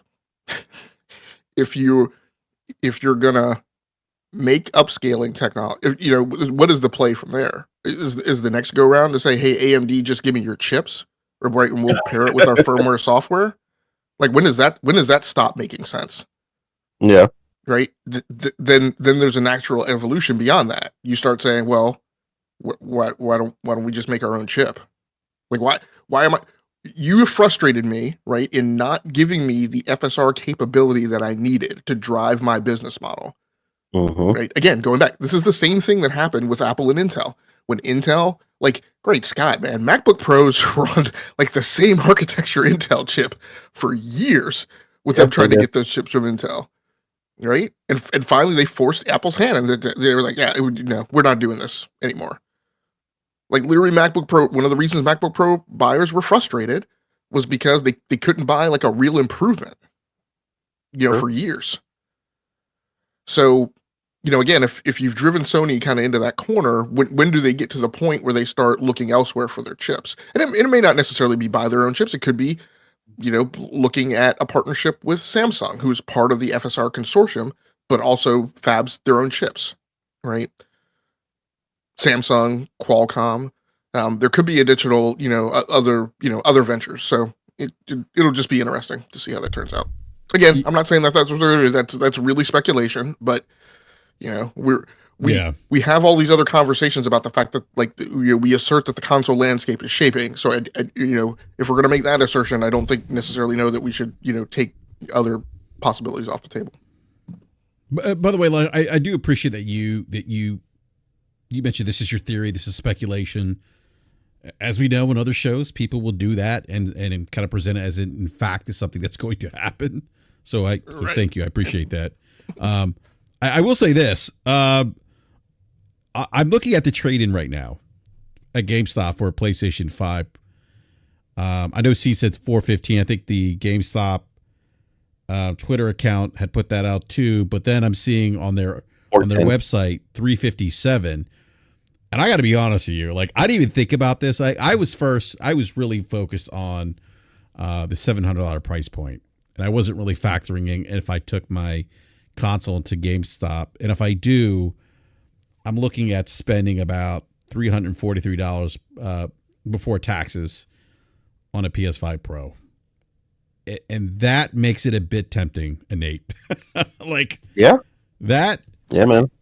And then I could throw in a couple physical games that I don't want anymore. I don't play. I did have to pull the digital PS5 away from the kids because they lost that privilege and the privilege to play the Series X. So I have two consoles too that I could trade in addition. So I mean, it's tempting, right? I mean, it's tempting. So just to let you know, so it's a deal right now. So it was $385 earlier when he did the 410 thing. That's what it was, but it does look like they adjusted it to $357. I don't know if it'll go back up because the other day they messed with it and then they put it right back up. So I don't know what's the fluctuation. But even at $357, so what happens is right now there's a deal when you trade in you get an extra $25. And then if you're pro, you get the extra 10% trade in. And then there's like one more deal that he stacked on top of it. And that's what gets it to 410. They like the promos stack right now. That's how it gets up like that. So, and the pro is just that basic, like $15 a year membership thing that they have. So yeah, that's how you do it for anybody that's wondering how it stacks up like that. Yeah, that's you're right. That's the and you get like that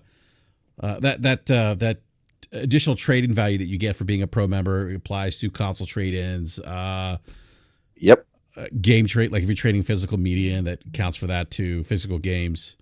So I mean, it looks tempting. Like that is tempting. And that's the other thing that kind of frustrated me a bit with the conversation. People were solely focused on $700 for the price of the console. And look, I get it. There are going to be some people that don't have the opportunity or the means to trade in because maybe there isn't a store or a GameStop that offers trade in. But there are people out there that will trade this console in, or their PlayStation 5, to make that mid-gen upgrade and not pay the $700. So there's something to be said for that. Well, not to mention, there's people around you, even if that's the case, if you were just looking for it. Because, like, I mean, I know one of my friends already, he has been wanting a next-gen console forever, and I was like, hey, I'll see what GameStop will give me, and then, I'll cut you a deal, basically, if you want it instead. You know what I mean? So I'm like, if I get $350 out of it, for mine, for, hooking my friend up, like, to me, that's enough. And I get to move on to the next thing. He gets to come into this generation, at a bit off, and I had a ton of fun with that system already, and now I'm just gonna get the better performing, better visual fidelity version of that, and keep it pushing. And I'm gonna pull my 4 TB SSD out of that and drop it in the new one. Good to go.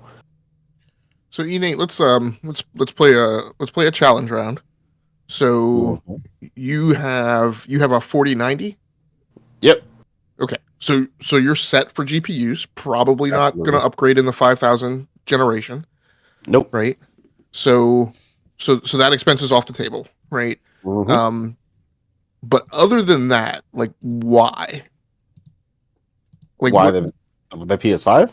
Yeah, Pro? why the PS5 Pro? Yeah. Because I have a massive library on the PS5 Pro, or PS5 period, or PlayStation period.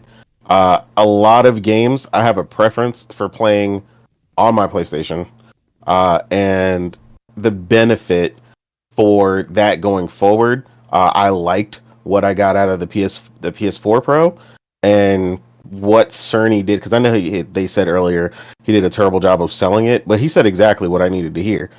We see people choosing between performance or whatever, 75% performance. I'm mainly playing on performance. Get that out of my hands. Give me the performance and the fidelity, and that's exactly what I want on there. I just have that particular preference for, like I said, certain games. Like Assassin's Creed, I refuse to play them on PC. I just don't like it. I cannot explain that to you. I've always played them on PlayStation. I prefer to play them there.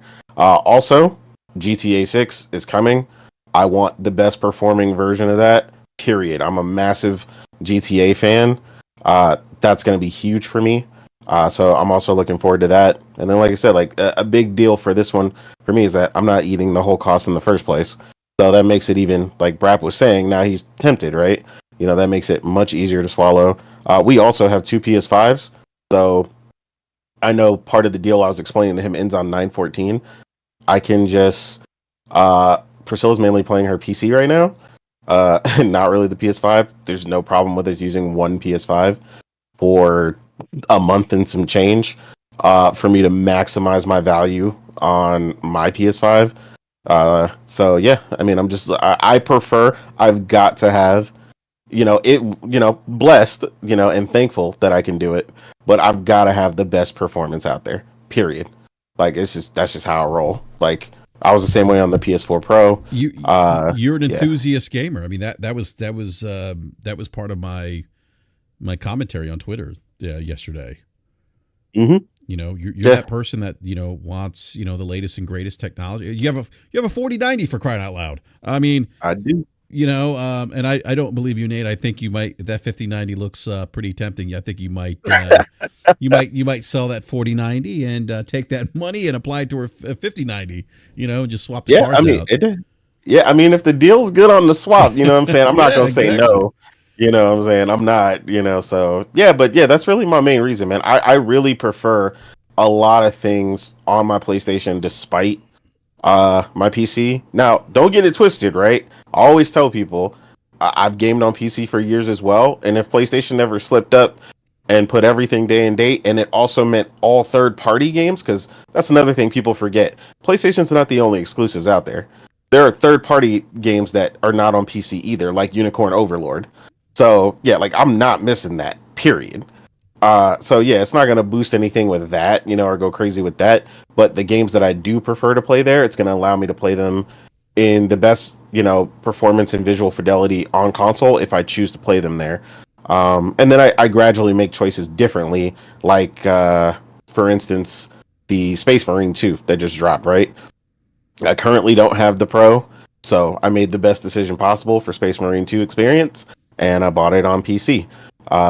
And I went back and forth. And despite what people say, because I hear a lot of people talking trash about this, for recent example, I actually don't really mind playing, what do you call it? Black Myth Wukong on PS5 either. Like, yeah, it looks great on my PC, and that's where I've primarily played it right now. But do I think they're going to sit out this update, when the PS5 Pro drops? Absolutely not. They're definitely going to give people that increase in performance. And I actually own the game there as well. So again, it's just really a toss up between those two things. Also, for instance, you've gamed on PC as long as I have, if not even longer. I mean, I've been there since DOS, so I forget what came before that. But like I said, the big thing for me is like, a lot of times, sometimes I just want to kick it on my PlayStation, turn it on, chop it up and party chat with people and this and that. And I go back and forth with a lot of games as well. And it's just going to boost those games as well. Like, what I'm saying, I play Fortnite back and forth between the two. Per instance, I had an issue for a month, right? Where for whatever reason, no matter what I did, my Fortnite on my PC would crash on startup on my PC. And there was nothing I could do about it. Like I redid the drivers. I reg it. I mean, you name it, I tried it. And I was just like, all right, well, forget it then. I'm just going to hop on my PlayStation, play at 120 FPS on my OLED and kick it when I want to do that. So yeah, I love the options. And when it comes to the options, I want the best. So yeah, that's where I'm at, man. It sounds like you crossed like a lot of the reasons, I wound up buying an Xbox One X. Mm-hmm. And that purchasing decision for me was different than the purchasing decision that went into the PlayStation 4 Pro. Because when the PlayStation 4 Pro dropped, I didn't buy that immediately. I waited a year. And there was a slow build up over a year of me like hearing, for a long time, I wasn't hearing the things that I needed to make me make that jump. Mm-hmm. And then about a year later, and when we started seeing things coming like TLU 2, Horizon Forbidden West, God of War, and I can't remember what the fourth one is. I mean, I said TLU 2. Probably Ghost of Tsushima. Okay. Right? Okay, like when there were a couple games that dropped that I heard what I needed to hear, that there was a difference, right, in playing on the PlayStation 4 Pro. Mm-hmm. When I can't remember, Forte's in here now. I can't remember. I want to say Destiny 2, which I was big into at the time, got some enhancements. It did. There was a collector's edition that came out. I wanted the collector's edition. So I waited a year, right? And then it hit that point where I tipped over. Now, when the One X came along, I was like, the things that the One X was going to do, I wanted that right away. And some of the reasons why, like a lot of what you're buying on is on potential, right? And confidence that potential is going to be realized for the things that you want.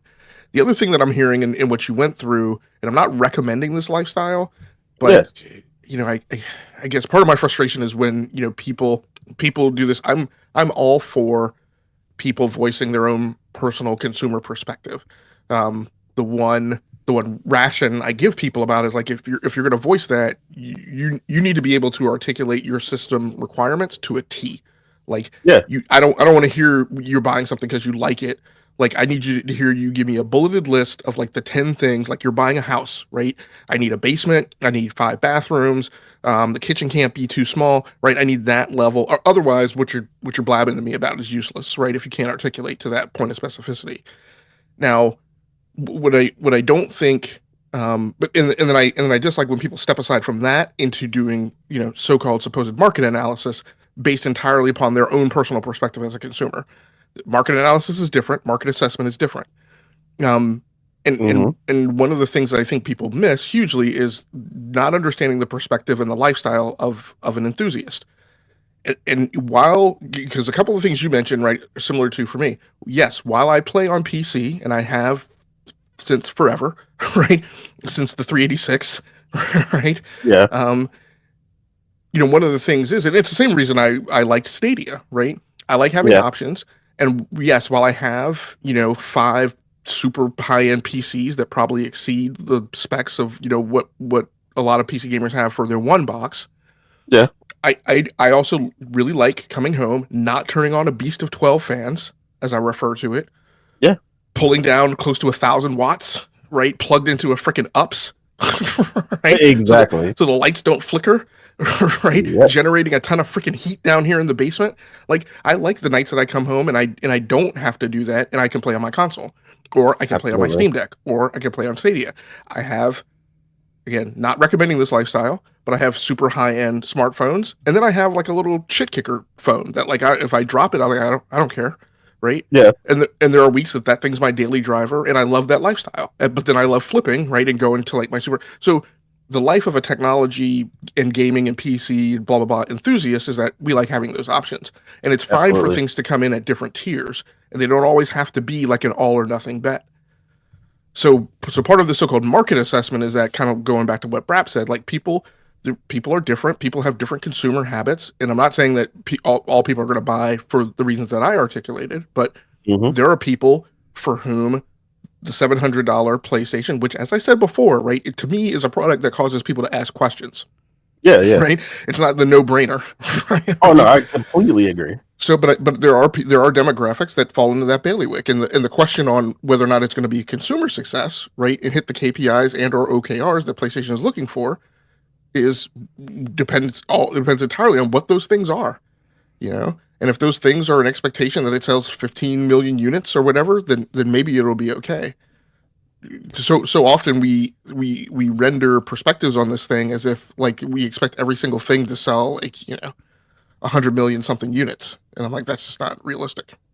Forte, man, I'm so glad you're here. Forte, why is that? It is so good to see you, sir. Because I love it when you join up, because you number one, because you have the domain expertise and the perspective of what's going on, right? At least as far as what's coming across your windshield in the retail space. But you also offer a lot of different perspective from other people on the panel. So I love it when you stop by. Yeah, I appreciate that. Yeah, Forte, let me ask you a question, man. Sincerely, it's great to see you here, man. What's up? Yeah, so I mean, like, are you hearing anything from gamers, customers that are walking into your store? Are they talking about the PS5 Pro? I know it's only been 24 hours, it's a little bit more than 24 hours since the PS5 Pro was revealed. Are people buying the assuming you have them in stock, the what's it called, the drive? Yeah, the disk drive, yeah. The fortunate thing is I didn't have to deal with that today because I didn't work today, but I heard from all my associates that people were calling, hey, are you guys going to carry it? Is it going to be PlayStation Direct? Because they haven't announced that yet. But we did sell out of our they said we did sell out of our DVD drives, though. We had like 6 of them and we sold out of them. So some people out there are definitely making the move to make sure if they get the system, they're able to play their discs, because that's one of the downsides to the whole thing. But yeah, I mean, a lot of people are interested in it. I always knew people were going to be interested in it. It's really it's not for everybody, but for that 10 to 15 up to 20%, it's right what they wanted to hear. Forte, are you able to keep PlayStation portals in the store? Yes, now. Yeah, I see them now too. My local Walmart, they have now. them Yeah, stock, we had quite a few of them at the store right now. Well, BRAP, if you're seeing them in your local Walmart, that must mean they're not selling globally. I haven't sold one in quite a while at this point now. Oh, it's really? been a couple of. Yeah, I'm wondering. I had more people trade them in than we sold them. Oh, the wow. PlayStation portals, really? Wow. Yeah, I mean, I do think a lot of people bought them, or people bought them for them under expectations of not knowing exactly what it was. I had a couple people tell me that they said, "Oh, I thought it was a native device," and I was like, "Damn, y'all don't do no research." But zero research. Clearly not Forte. Like zero. I was like, I'm just thinking to myself, like, ain't no research happening out here today.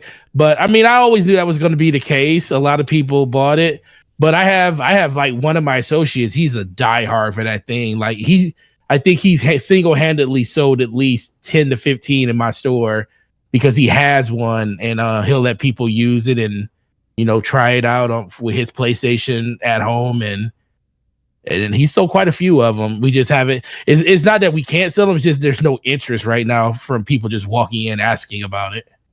But that's interesting, right? You talk about how he sold. Like it's so powerful if you are able to put things in people's hands. To demonstrate. If you could demonstrate something, just like we used to have.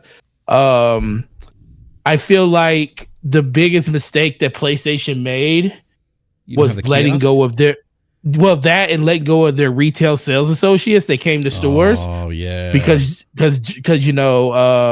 Jeremy used to always do PSVR 1 demos at the store, and I consistently sold at least 1 or 2 VRs every time he did that at my store.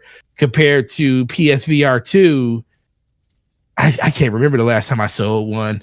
People ask about the price on it. They'll say, "How much is the VR2?" And you tell them the price, and they say, "Oh, yeah, I'm good." And then they'll ask, "Well, is there any way you could check it out and try it?" I was like, I said, unfortunately, they're not doing demos and stuff right now. And, like you said, showing something to somebody is very, very impactful. And I always tell people, if you can actually do and try VR, you'll fall in love with it. It's just that you want to try it because it's not for everybody when it comes to like just, health reasons and stuff. Well, and it also, I've always said it doesn't translate in a 2D plane. Like right. They tried doing a VR showcase like a couple of years ago, back when I was doing a VR podcast. Mm-hmm. Like I said, I have like 3 units of this thing. It just doesn't translate. Like you can't convey to people what the experience is like. But you put people in a headset, which I don't recommend as a demo. Those things are petri dishes. But yeah, at this point. but yeah, that's incredibly powerful. And I think I mentioned, like, when the Portal came up with a wackadoodle idea, that, man, it would be great if there was some type of PlayStation program where you could, like, check one out, like, I don't know, leave them a credit card or something like that, and, like, take it home and use one for a day or something like that. It's just incredibly powerful, like, when people actually get to put something in their hand and actually use it. I'm sorry. I think that it's funny you mentioned that, Forte, about Jeremy coming in. Big shout out to Jeremy, by the way. We haven't met on the show in a while, but I Chronos, yeah, I thought it was kind of a mistake for them to not demo the PSVR 2 hands-on the way they were doing it with the PSVR 1, because I remember with the PSVR 1, I was like, I don't know about this. I was kind of like in that mentality, who asked for this, Right, exactly. And I went to my local Best Buy, and it's funny, Logic mentioned Petri dish. They had like sanitary wipes, and they were wiping down the inside of the headset and everything, and so you didn't get pink eye or some kind of other illness. This is obviously pre-COVID. There's also a bucket next to me, and I asked the gentleman, "What's the bucket for?" And he's like, "Oh, it's just to throw like the wipes away." I'm like, "Nah, dude, it's for in case someone gets motion sickness and just hurls." But but no, I mean, it to Logic's point, like you have to experience PlayStation or VR to get the impact, the feeling of what VR can do. And not being able to do that with the PSVR 2, I think, is a mistake. Like Sony not offering that or having a demo. I think I heard you say earlier too, Forte, that you guys no longer have like PlayStation kiosks anymore in the store. Nope. So like if you have something like a PS5 Pro, and again, I understand that you're enthusiasts, and I think PlayStation knows this. They know that for them, this a product like this is for those fans that are really engaged in that ecosystem, right? The ones that are buying the PlayStation Portals day one, the ones that are buying the earbuds that are, I forget how much the earbuds cost. The ones $200 earbuds, which I think is nuts. Like, I'm not paying $200 for a set of earbuds. But again, I'm also not like pounding my chest and saying that this thing's going to be a failure, that no one asked for this. I'm not doing that. I just, just move on with my business. And Facts. But not being able to, in this case, demonstrate the PS5 Pro and just have that kiosk. Because I remember like playing. I remember I would like when the Xbox One came out. I remember that I was like, and when the PS4 came out, I was like, I need to find somewhere that's demoing the console. This is pre-release of those two consoles, and I remember like there was a Sony store in Arlington, Virginia, as a matter of fact, Hamp.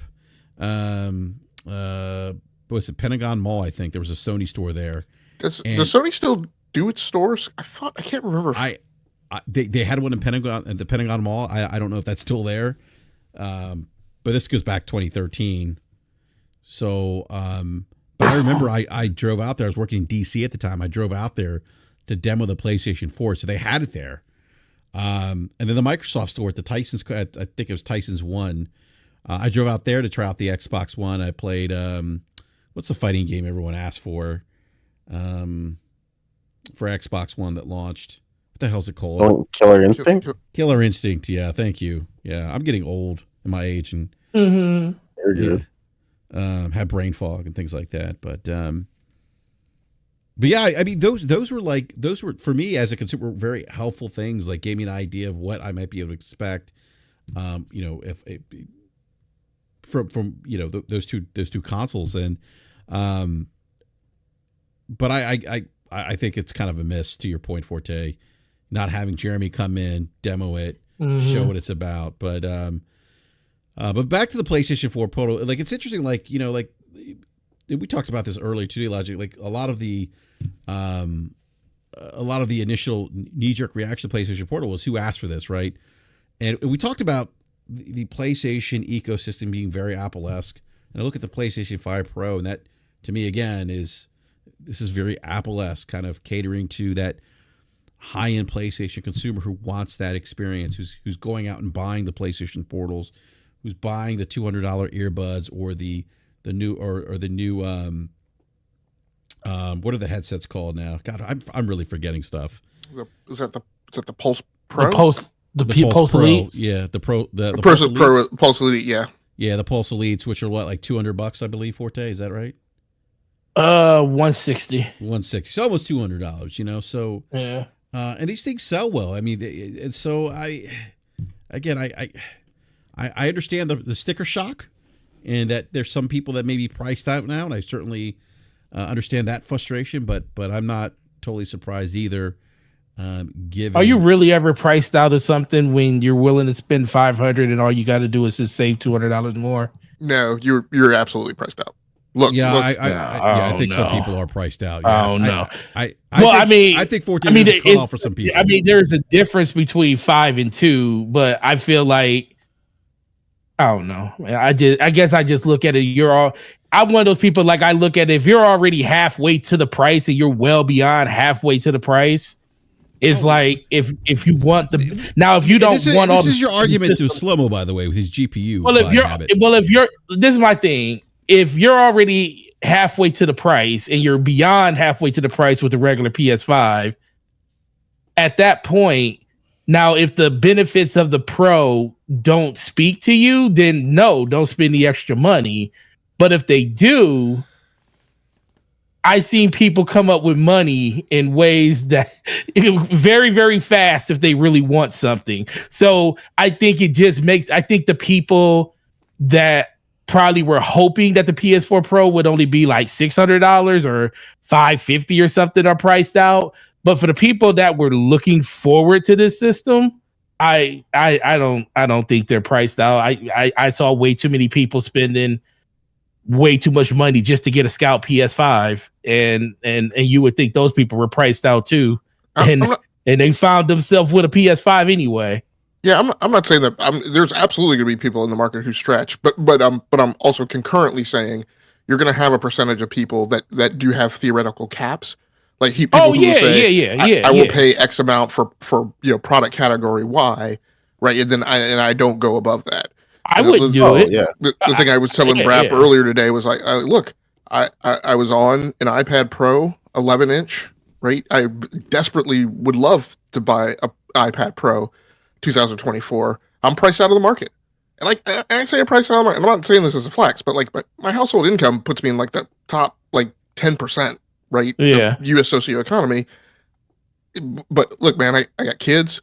Kids want to Mhm. eat, right? People got to go to college. You got all these sorts of activities. I feel like I'm raising the damn Glee cast in this house, right? The Glee cast. Like you have limits. Some people have to establish limits and boundaries for certain product categories. So I think that there are some people who are going to say, yes, $700 like too much. Oh yeah. I believe that too.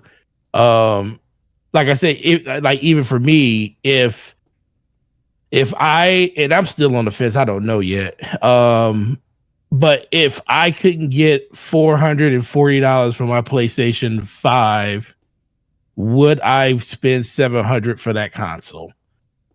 Or would I just keep what I have? That's still a decision I'm making. But that's also because I just not because I don't think it's worth it. I just don't trust consoles to continually to move that thing forward. Because every generation I always come back to this moment where, damn, all the stuff they told us at the beginning of this generation or when this console came out, now we're upside down on it again. I mean, that's gonna always happen because well, I'm not talking about late in the generation. I'm talking about still early, like middle early. Because this is the thing, I trust PlayStation to live up to every last thing that they said. I do not trust third party. Yeah. I mean, but that's what I'm saying, right? Like that's also why I have a PC for third party. Yeah, devs can always, crank it up to over 11. You know what I mean? For anything, and be like, we want 6,000 enemies on screen, and that's where we're at. So you're gonna play at 30. Like, I mean, devs can always do that, right? That's where the best optimizers do their best work, right? Like you said, PlayStation always does crazy work, right? Like I famously, like, I always laugh at people because I'm getting those responses right now because of the picture I posted earlier with the double disk drives. But people always try to run in my comments and flex like, well, I'm gonna enjoy 165 hertz and I'm gonna get the best version of your PlayStation games. And it's like, motherfucker, if I wanted that, I could play it like that. But I have all that, and I've also seen, like you said, and this where you said you trust PlayStation, right? I have played Spider-Man remastered on my PS5, right? I've also played it on my PC. Bro, I would have to use a magnifying glass and zoom in by 600% to see the difference between playing on my 4090 with that specific game and the PS5 version. Like, it's not that serious. Like, I'm very realistic about that. And I'm not going to say who it is. I'll tell y'all after the show. But somebody was capping and going crazy about playing on their 4080 or whatever they have, about how crazy the difference was on Spider-Man, and it looks so crazy, and man, you just missing out if you ain't playing it on PC. And then later, after they sat down for a minute and stopped all that nonsense, they were like, it's really not that big of a difference. And I'm like, bro, I know, I played it. Like, it's like when you've got this stuff firsthand, it makes a difference, right? And the same thing, like you said, where you're looking at what you're gonna come to, right? But you also mentioned something earlier, right? When people got a chance to try it, it was different, right? I've had several people come to my house when I had the PS4 Pro and didn't even know it existed half the time, to leave my house and go want to buy one and end up buying one because they saw what it could do on a 4K proper HDR display and was like, I didn't even know PlayStation could do this. I didn't know this is where we were at now. I famously was building a PC for a friend of the family, and he came over, and while we were loading Windows and a bunch of other stuff on his kid's PC, he was watching me play I forget the robot one where the robots were oppressed and stuff. I can't remember the name of it right now. But he was watching me play, and he was like, yo, this looks so realistic. This looks crazy. And I was playing it on PS4 Pro. And he was like, he left my house and called me the next day and was like, yo, I'm at Best Buy. Tell me what TV I need and what that PS4 was. I want it right now. And to this day, he has come to me every single time. His son now has a 4090 rig from the first. At first, he didn't want to spend more than like $600, and we told him, hey, look, this is what you're gonna get for that. And then he bought our one of our 3080 rigs, and then he texted me. He goes, "What's the 4090?" I was like, you see how it happens when the thing I tell people, a lot of people don't want it because they haven't had a taste of it, right? You know what I'm saying? Like I really don't want to ride the Lamborghini because I ain't got the pockets for that. like that's a dream car, and I love the way they look, and I love a lot of things about them. But I'm realistic about, like you said, some people like Logic said a minute ago, people have that price point, right? I promised myself a long time ago that I would never spend over $800 on a graphics card until that went out the window. Until Nvidia decided otherwise. And other things led to things where I was able to sell the 3080 and invest in the 4090, right? So I didn't pay that full price, you know what I'm saying? Like I took that from my friend who I sold that to and put that into that, which made it more feasible. Like you said, more kind of the same thing with BRAP was talking about with the PS5, right? He goes, dang, I could trade it in for 410. Man, let me pack this thing up. You know what I'm saying?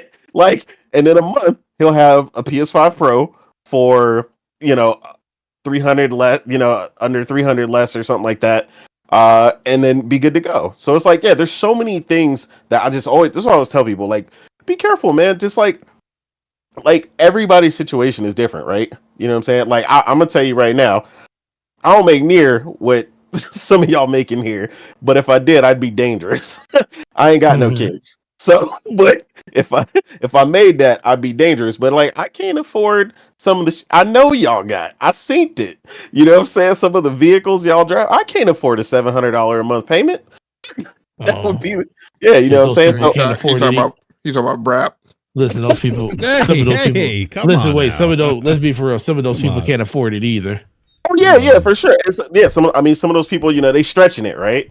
But that's what I'm saying. I'm living within my means. I'm working my OT or doing what I got to do to get what I want within my means, and I'm okay. You know what I'm saying? Because I'm not living crazy. I'm not house broke. You know what I'm saying? I'm not paying a $2,500 mortgage or something crazy. That's I feel judged right now, by the way. Yeah, no, I'm not. I don't know what your house is. I'm just saying, I know people that do that, and it's like, it's cool because they like to host parties and stuff. That's their jam, right? Like I know somebody who famously that's everything. They put everything into their house, and it's beautiful. And I love going there and eating their food and their beautiful house. But I'm like, I don't want to spend all my money on my house and then be broke. And I just want to say, like, the point of like what I said earlier, the point of that wasn't to make it flex, and it damn sure wasn't, because I could see these accusations coming already. It damn sure wasn't to shame anyone for making less. Part of the reason that I bring that up, and why I concur with Nate, is what I personally can't stand and get frustrated by is all the shaming, the effort to shame that I see going on Twitter, in an effort to shame people about how they are choosing to spend their money because they choose to buy the PlayStation 5 Pro or they choose not to. It's none your damn business. Mind your own business, as Joey Swole likes to say. Be better. Yeah, I agree. Right? What up, money? Voice your own perspective about the PlayStation 5 Pro for your situation. Mm-hmm. That's fine. That's great. It gives all of us more insight to the market. Right? I agree. Yeah. Voice an opinion on how you think it's going to sell. That's also fine too. Stay out of the kitchen about visiting judgment and on people's intentions about what they are going to decide to do. So read a Bible. See what God says about rendering judgment. I'm sorry. Go ahead, Forte. No. So I guess just to answer the main question, what I think about it. Mm-hmm. I was always in the camp for months saying when this thing got announced that it's going to be $700.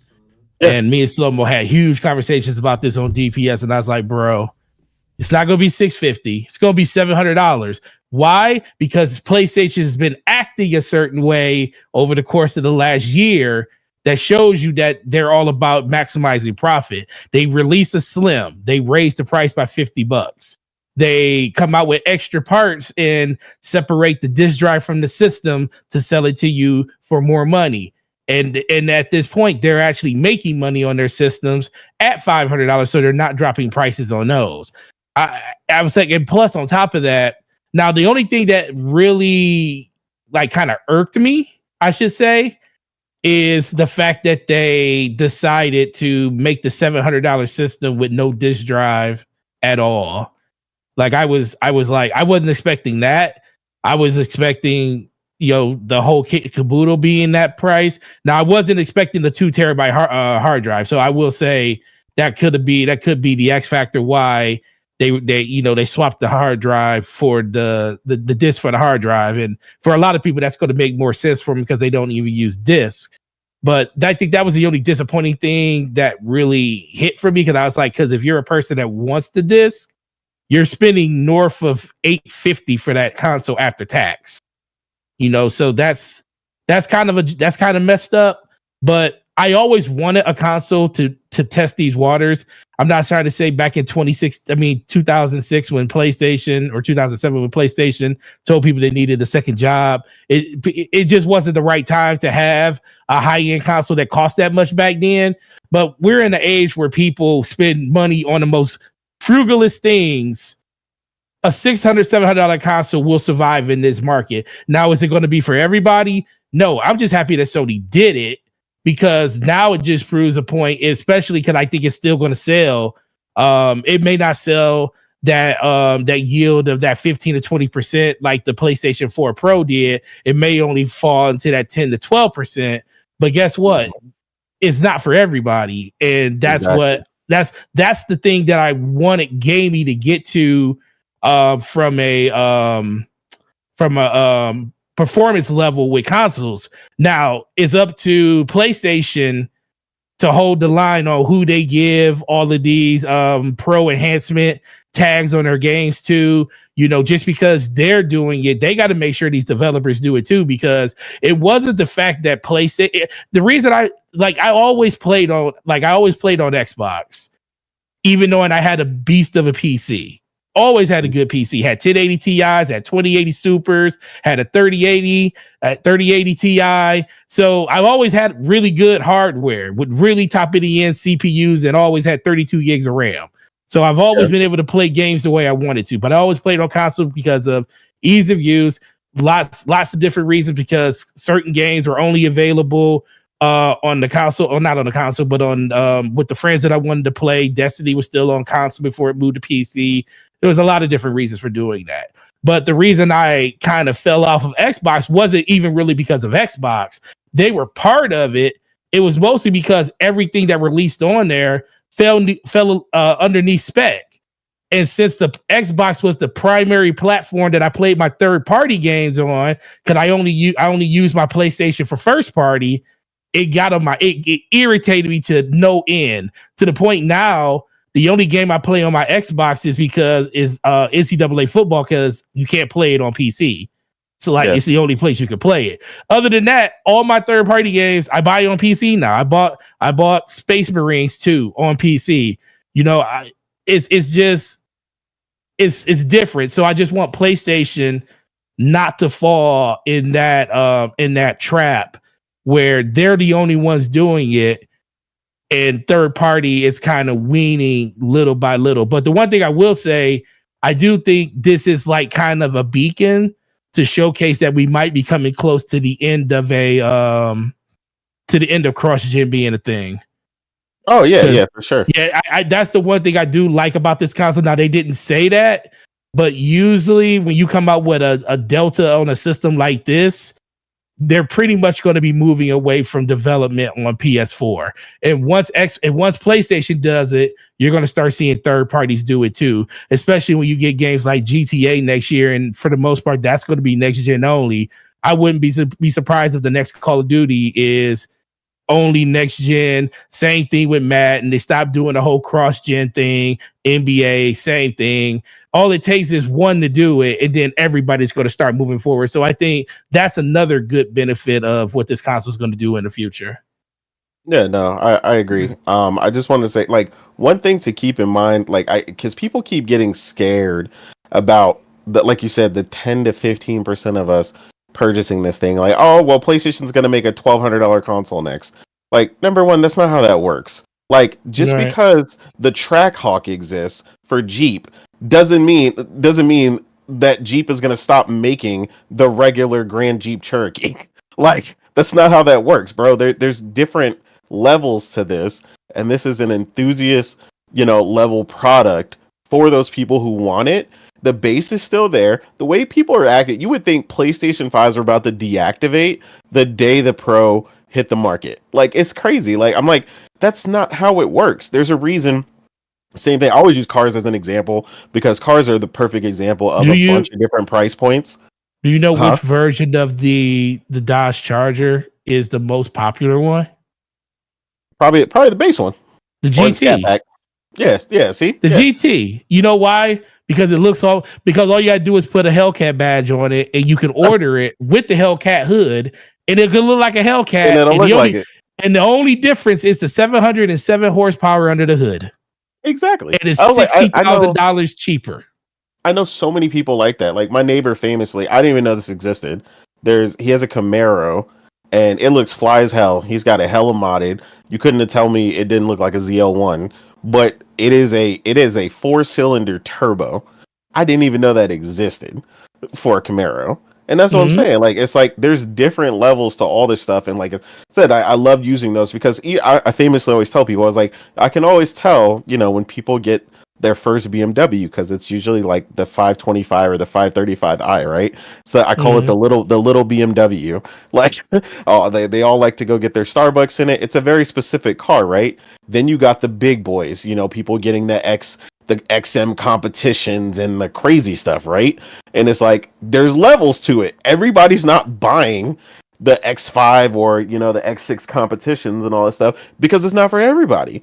And it's like I know people who have the money for that stuff and still don't do it, right? I know people who famously, I watched the whole thing on these people who were they retired millionaires, right? They had a bigger house. Now they won't buy a house over 2,000 square feet because there's only 2 of them in it, and they'll need more than that.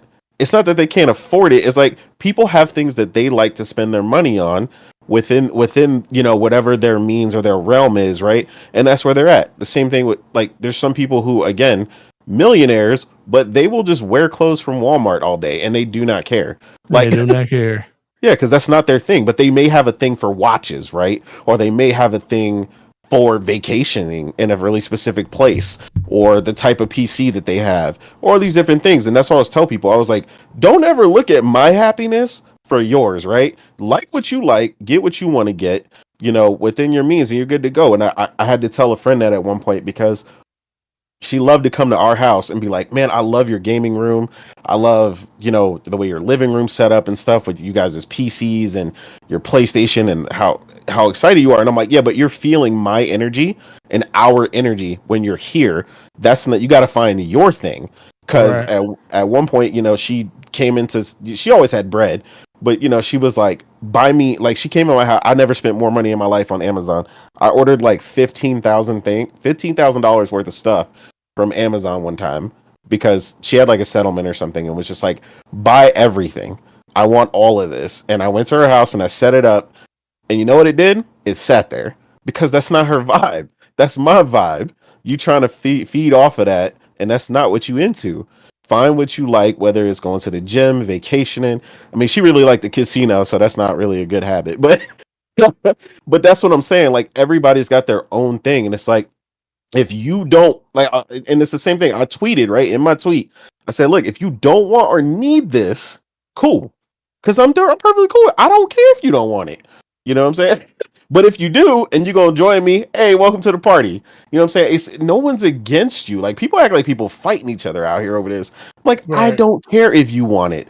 But for the people who do, or the people who are at least interested, like you're expressing interest, right? Like, we're having a conversation about it and what may or may not pull you to that side, right? Like, for instance, you're concerned, right, with the third party thing. I'm not, only because I believe that PlayStation will support it the way they did the PS4 Pro, and to me that was perfectly supported. Every game I wanted to play that would require PS4 Pro enhancements got it, and it was great. I was playing everything. Death Stranding, the whole 9 yards, 4K. It was glorious. It was everything I wanted. So as long as they support it that same way, and I have no doubt that they will, even at a third party, then I'm good to go. You know what I'm saying? But I get the concern. But yeah, go ahead, Brad. Yeah, I know you're trying to bring up B Money. Yeah, before I wrap up the show, I do want to rope in B Money, the conversation. B, first of all, great to see you. Want to ask you just your thoughts on the price, the PS5 Pro in general. Yeah, I mean, as far as the price, like 700 is a lot, for a lot of people, but it's not something that I frowned at or anything like that. You know what I mean? Like, it just kind of is what it is. I spend money on a lot of things, so spending $700 on the console, you know what I mean? It's not a big deal. 2K? To me, you know what I mean? Like, when I buy sneakers, they're $200 plus, $300 plus. You know what I mean? So like when I buy 4 or 5 pair of sneakers in a month, like it's not a big deal to me. You know what I mean? Like 2K just dropped. You know what I mean? I got the game, spent another $200 on VC. You know what I mean? Like I spent $300 like that on one game. You know what I mean? That's a game that I'm passionate about. It's a game I play every year. You know what I mean? So like spending money is not a big deal to me. Like Nate said, once you find the things that you like and you're passionate about, that's what you choose to spend your money on. You know what I mean? And I don't do it for anybody else's happiness. I do it for me. Exactly. So it's the price is not a big deal to me. As far as it coming, with or without the hard drive or the disk drive, that's not a big deal to me either. Like I used to buy all my games on disc, but I've started transitioning and buying everything digital. So, I mean, that doesn't really, it's not a big deal to me either. You know what I mean? We've seen this transition from CDs to DVDs. Like I was a super music head. I would buy like all the music every Tuesday, Circuit City, Best Buy, in there getting everything that dropped. And then, once CDs became irrelevant and DVDs became irrelevant, you know what I mean? Like it's the same thing with gaming. So that's something that doesn't really affect me. I don't really care if it comes with a disc drive or not. And Facts. I'm there day one. You know what I mean? Like there's games on PS5 that I started playing and I just wasn't happy with the performance. So I just like I'll wait till they patch this or whatever. And like some games take forever to get patches, and some games they don't. So it's like, all right, well, I'll just wrap. I'll get back to it whenever. So now that the Pro's coming, and there's supposed to be, significant patches to some of these games, then that'll encourage me more to get back to the game. So I'm there day one. You know what I mean? I've been on my PC more lately anyway. So it's like I've upgraded my PC. And now I'll just upgrade to PlayStation, the two platforms that I use to play games. So I'm there. Yep. Absolutely.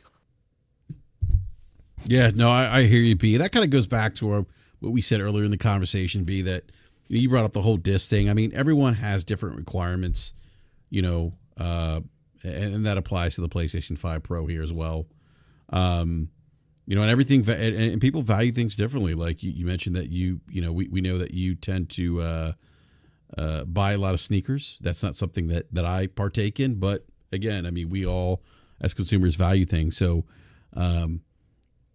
as I mentioned earlier in the show, like my frustration has been that people, for whatever reason, and I think some of it's to drive a narrative, obviously, but people tend to forget that consumers are different. They have different requirements, different needs, different wants. They value things differently, and that's going to be the same case. But we do think we do think your sneaker game is weak, though. Whose sneaker game? Yours, or lack thereof. Yeah, I never claimed to have any sneaker games, sir. Lord have mercy. Yeah, I think it's weird though that so many people are concerned by what other people do with their money or other spending habits. Yeah, what they choose to spend their money on. It's like I see some people who buy like whatever new phone comes out every year, and it's like, oh well, it's not a big deal because it's subsidized, but you still spending the money. whether you spend $1,500 now or spend it over 12 months, it's the same $1,500. Thank you. I Thank mean, you. You so it's still like paying it. you still paying it. So that excuse or that narrative is null and void. You know what I mean? Like I just don't get it. So people just need to calm down. You know, mind their own business. If you're not interested in spending money on whatever the consumer product is, that's great. But to try to shame other people for doing what they want to do with their hard-earned money, I think it's kind of silly, man. Yeah, no, I don't disagree. Go ahead, Logic. So I entirely agree. The comment I want to make is I acknowledge why those people are concerned, not in terms of how they behave and they act when they act out in that way, but I acknowledge that, hey, I'm concerned that if there's consumer uptake of a product in a product category that I care about at a higher price, that eventually that pricing threshold is going to shift, right? And it's just going to help drive that price higher, right? I get it. I get people who were concerned when those of us bought, right, GPUs north of $1,000 when that hadn't been the norm. And the reality is that, that the market in general hasn't really settled down in a really good way towards like the $300, the $300 GPU, right? Like the threshold has shifted. So I get that. But what I say those people should acknowledge is I also need you to acknowledge those of us who have expressed concern about the cheapening of games and the devaluing of games and driving games down to being a commodity. It works at both ends. Like I get why people may be concerned about prices going up and those people maybe potentially taking consumer actions that feed that. But by the same token, I'm equally concerned about people who devalue games and drag the price down, right? I've talked constantly about people who make their only requirement for games being low cost of access. I just posted a thing here where, this whole Mark Cerny quote about, what we see is that 75% of PlayStation 5 gamers choose performance mode. I said, this statement debunks the 30 frames per second is concern trolling thing propagated by IGN editors and the influencers and YouTubers and Twitterers who run in their circles, who have been trying to shame people who have a concern and a systems requirement for performance and saying that, those of us are just being fake and running a narrative. That's bullshit. You guys are supposed to be consumer advocates. You guys are supposed to be voicing what various consumers across the market want. And you're not. You're voicing what one brand set of fans want and marginalizing, right, and being diminutive about the arguments of other demographics in the market. So all I'm saying is, I acknowledge that there are people concerned about actions happening that drive prices higher. There are those of us who are also concerned about games becoming a commodity and getting down to the point where they're just all schlock and crap and nothing matters. They become, again, like I always say, they become pork bellies, right? The only differentiator is price. Yeah, I totally agree with that because I feel the same way. You know what I mean? As far as, everybody thinks gaming is supposed to be free or cost nothing or very little. You know what I mean? So I totally agree with that. And I think, I agree that, people are voicing their concern about maybe the price point moving going forward for consoles. And, I do acknowledge that. But I also think we should acknowledge that when these consoles do come out, they feel like they're outdated. Mm-hmm. So if we are gonna, kind of be concerned about the price points, I think we should also be concerned about the hardware relevancy, when these consoles debut, because a lot of, over the past few generations, once these consoles come out, they feel dated and they feel old already. So I think, there's a level of which we should, a standard we should hold for, what we should expect from consoles going forward, and maybe that, has to include, prices slightly going up, to have better hardware at the beginning of the generation.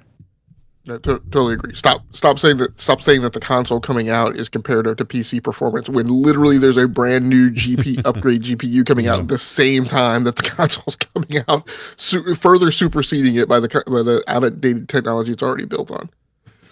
Yeah. By the way, real quick, Joe Ben, before we wrap up the show, I do want to give a big shout out to our new BRAP VIP members here: Kevin George, Chad Stud, the Element Hero, Justin Alcobellis, I don't pronounce that correctly, Matt Joe, Composite Smurf, Metroid Knight, and Corey Massey, Brian East, Mash, and then our other BRAP VIP members that just hit a month.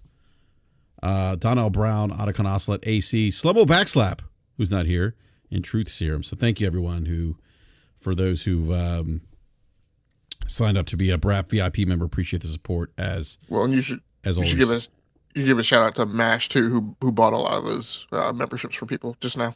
Gifted 10 memberships in your chat.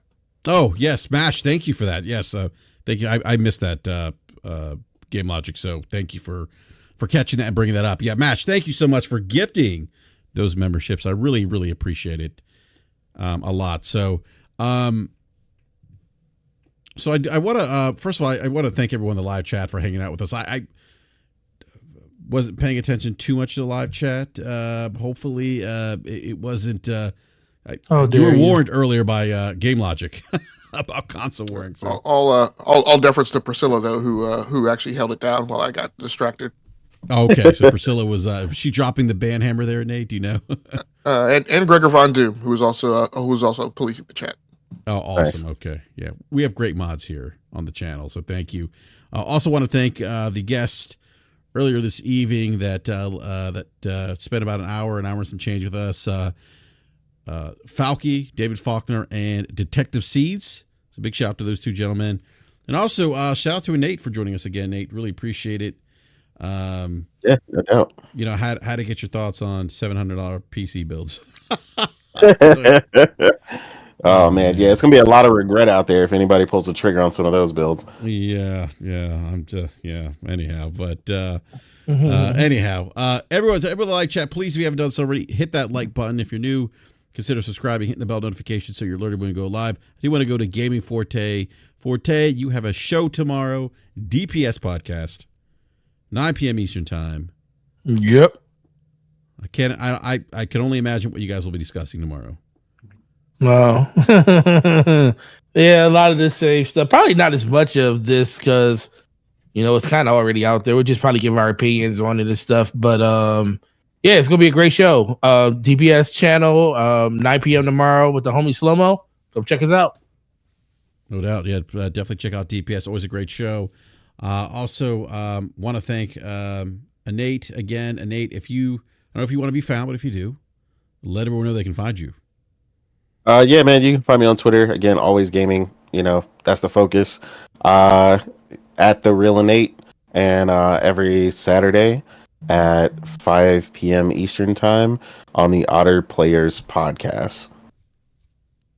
Awesome. No, I appreciate that, Nate. Appreciate your time again. Also, big shout out to B Money. B, great seeing you, sir. Glad you could join us at the tail end here. Give us your thoughts on PlayStation 5 Pro. I don't know if you want to be found. If you do, let everyone know they can find you. Yeah, you can find me everywhere. Same name, B Money 101. Currently playing 2K pretty heavy, so if you are on there, there is crossplay. So no matter if you're on Xbox or PlayStation, you can hit me up. We can get some games in. Hopefully next year PC will be crossplay, because it is not yet, but they did finally move to next gen. So I will have the game on PC as well. How's it look, by the way, B? It looks amazing. Absolutely amazing. The gameplay is top tier.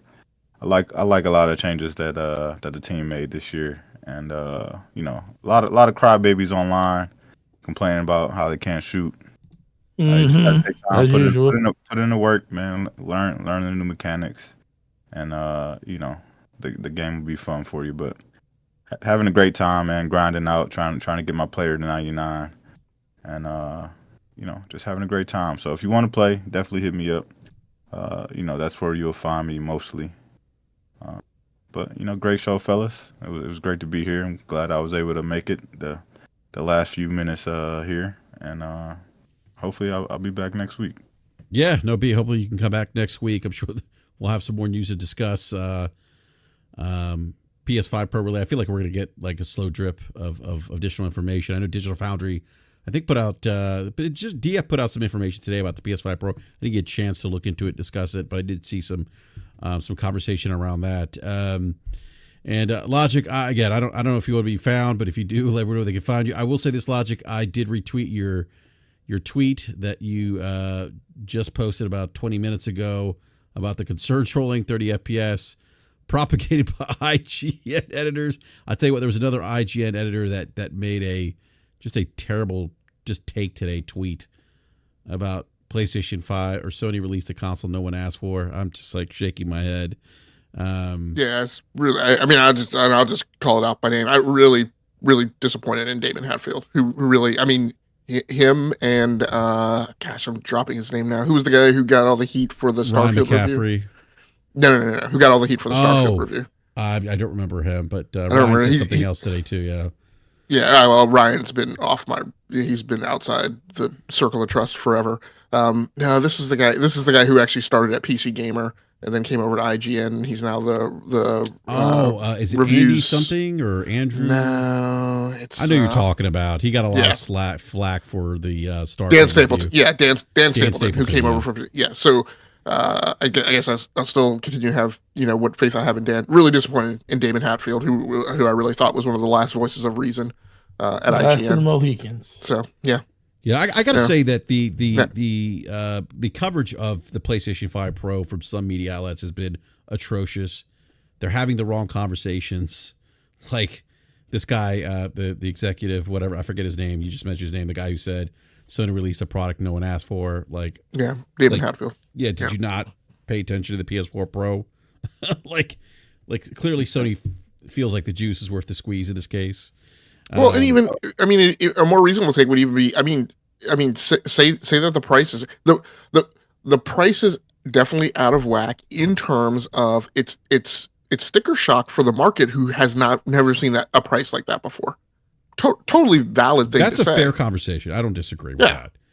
But but to claim that nobody wants it, look, it's what I said to you earlier today. People wouldn't be mad about the price unless they wanted it. The only reason to be mad about the price of something is if you want it and can't afford it. There's no other reason to be angry about a price. If you didn't want the product, then you wouldn't give a shit what the price is. Agreed. Agreed. I'm really upset about the price of Conus eggs. I really can't afford $3.2 million. So, yeah, I'm waiting for that to come down. Like I'm seeing like Ryan's take between the embarrassing Concord debacle and now the $700 get a second job PS5 Pro. Sony's definitely having their own step on a rake moment right now.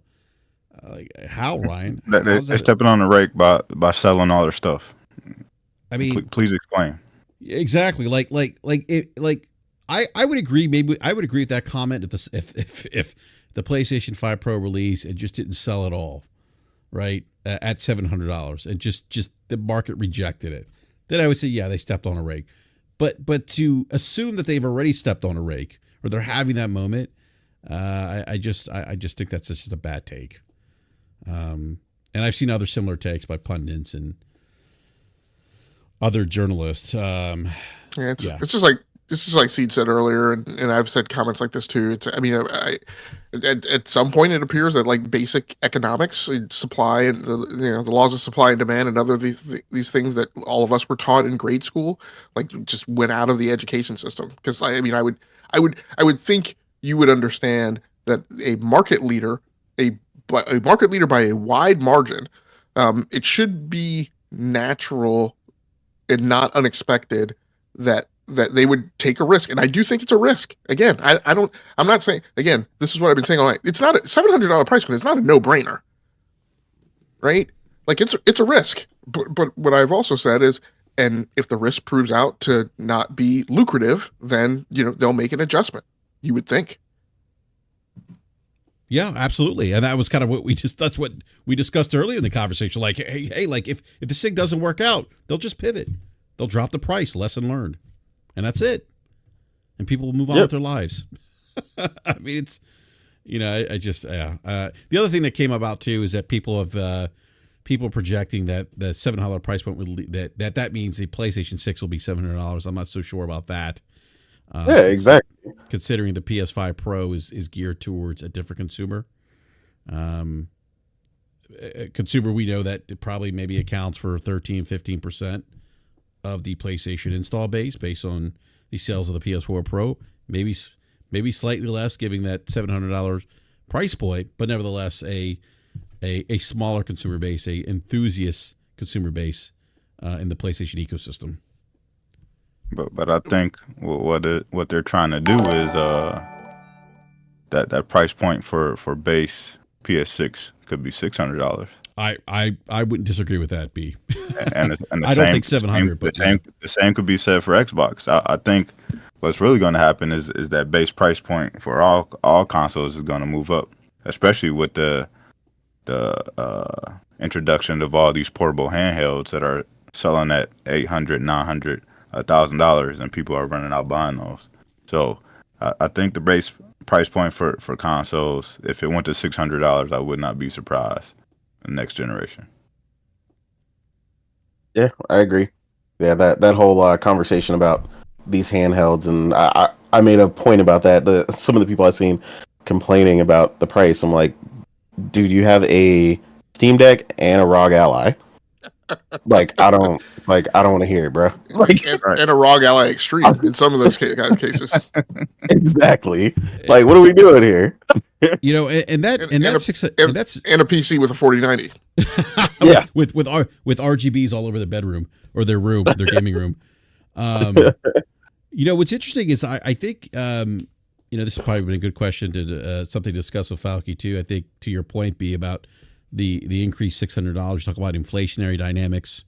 The price of things do go up. The PlayStation 4 launched at in 2013 at $399 US. That is the equivalent to $538 today.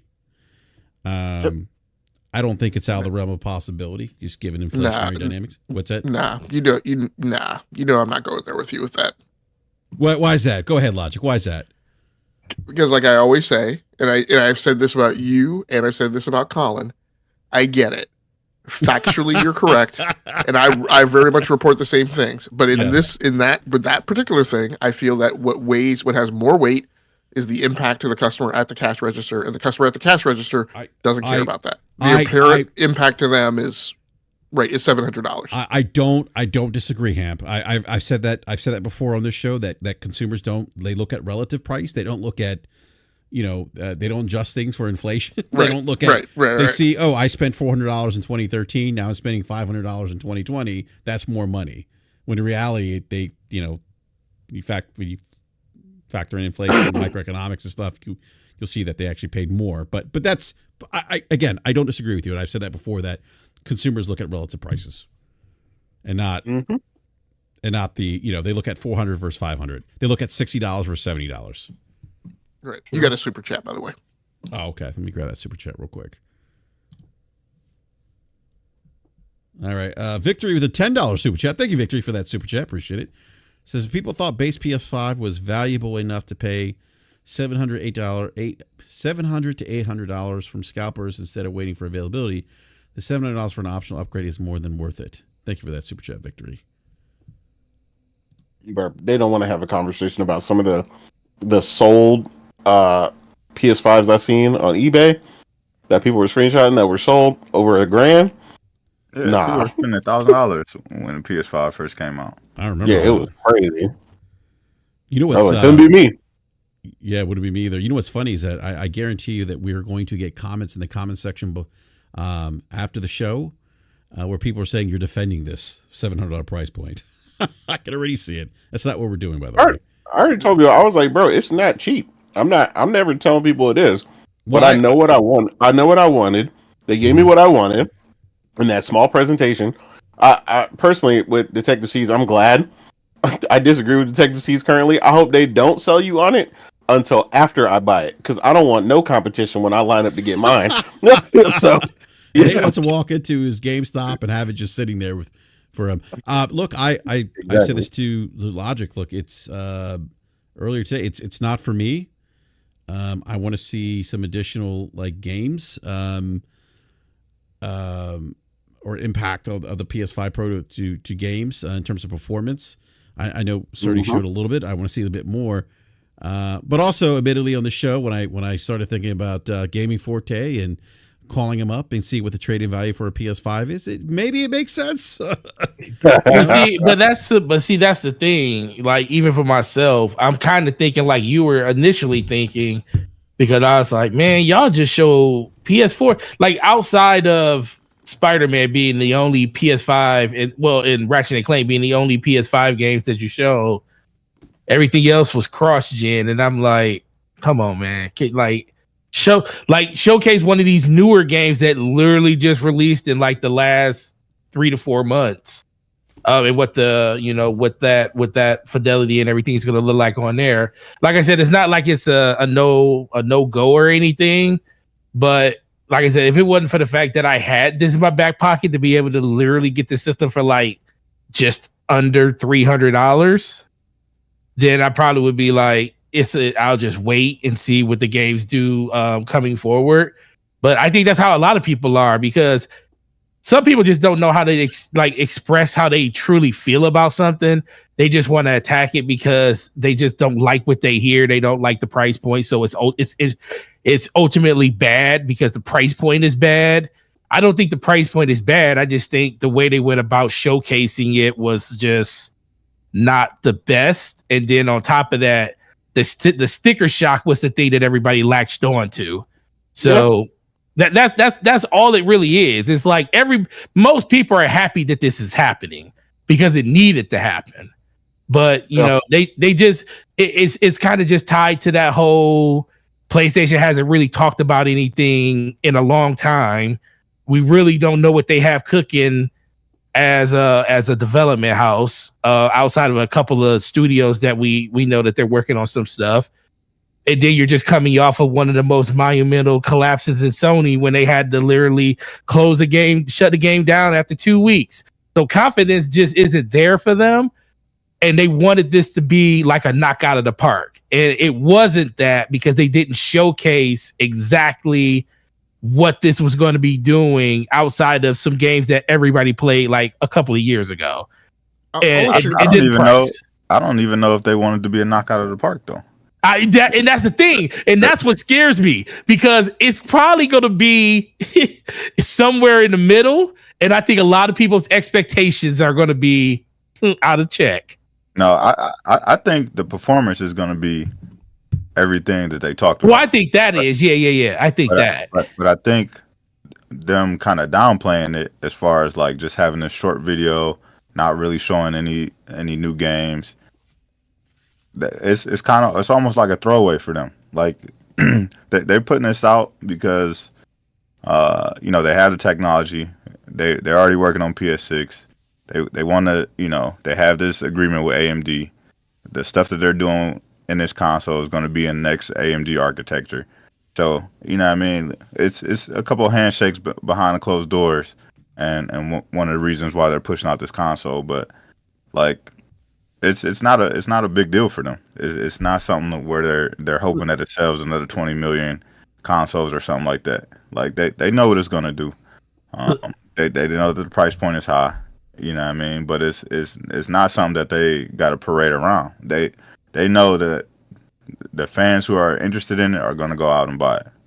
And if it's 10 or 15 million people, they're cool.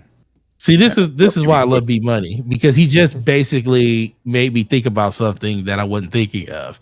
So B, what you're telling me is, and especially if you listen to the stream and listen to what Mark Cerny said, they always come out and try to pompous towards the gamer, and they always talk about what the gamer said and what the gamer wanted and this and that. First thing he said is, these are what the developers told us they wanted. So the developers, they don't really have to, like, as asinine as it sounds, they don't really have to showcase anything to you when it comes to like the power and like new games and how it's going to benefit, because this is for what the developers want. And what's going to happen is, if the developers live up to their end of the bargain, word of mouth is going to get around, and it's going to sell anyway. So they're kind of baking on the fact that we're giving the people that want this the tools to do it. It's not a big deal to us because guess what? We're still going to sell 40 to 50 more PS5s, even if this Pro didn't exist. But we're doing it because developers are complaining about, wanting to push the limits in their games. They also saw the fact that 3/4 of their player base was opting into performance modes over fidelity mode. So they want to kind of break that delta and make it so it's not a choice, which kind of lines up to what the developers want. So if, like I said, once again, it all falls back on developers. If they do what they're supposed to do and they live up to the expectations of what this system can and will do, people are going to buy it no matter what, because Digital Foundry reviews for certain games where they talk about, I played this on a PS5 Pro and this is my experience and it was freaking awesome. And then that's going to sell system for people. Exactly. Well, if nothing beats a testimony. And if you go back and you read, like there's literature out there, right, to go back and read the history of what Mark Cerny's been doing at PlayStation. And again, he's not a PlayStation employee, he's a contractor. He was handed the reins right with the PlayStation 4. You can go back and read a lot of the case studies and the discussion of, his taking the hand and guiding the PlayStation 4 architecture and then doing that to the PlayStation 4 Pro and then the PlayStation 5. And each iteration of these, it's been that message. It's been that he had to sell the development studios, the first party studios, on moving PlayStation to x86 architecture. The studios did not buy into that off jump. He had to go but he recommended that based on him going, because again, he was a consultant. And so as a consultant, you're not out there making these decisions on your own. He had to spend a lot of time going around and eliciting requirements from the development studios. And he came back and he said, I think where we need to go is x86 architecture. And he's gone and he's gotten that buy-in from the studios each step along the way for the 4, the 4 Pro, and the 5.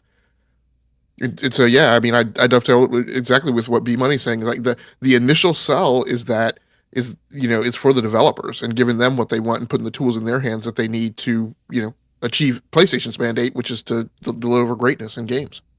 And that's exactly what I want to hear from him, because that's exactly what he said about the PS5. And I love everything the PS5 has done this generation, performance-wise. So I'm stepping up. So that's exactly what I want to hear. Give the devs what they want, because they're the ones making the games. They know what they need to achieve, what's best possible for their games. And then I get to enjoy it. So I'm all in. Mark knows what's up. I had one more question. Oh, Forte. What's the trade-in value right now if you're a pro member at GameStop? 410. Oh, is it 410?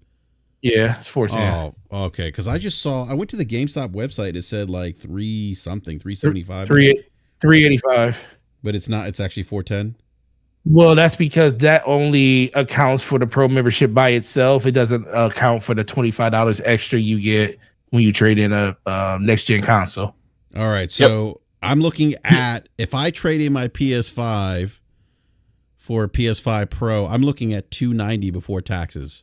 Oh my goodness! Oh my God. Yeah. So the way that Nate, I might be with you in the line, sir. So the way the website works is it only takes into account what the base price of the trade-in is, and the boost what the Pro account does. If the store is doing any extra promotions in store that are like time sensitive and they end, they don't include that on the website. So right now.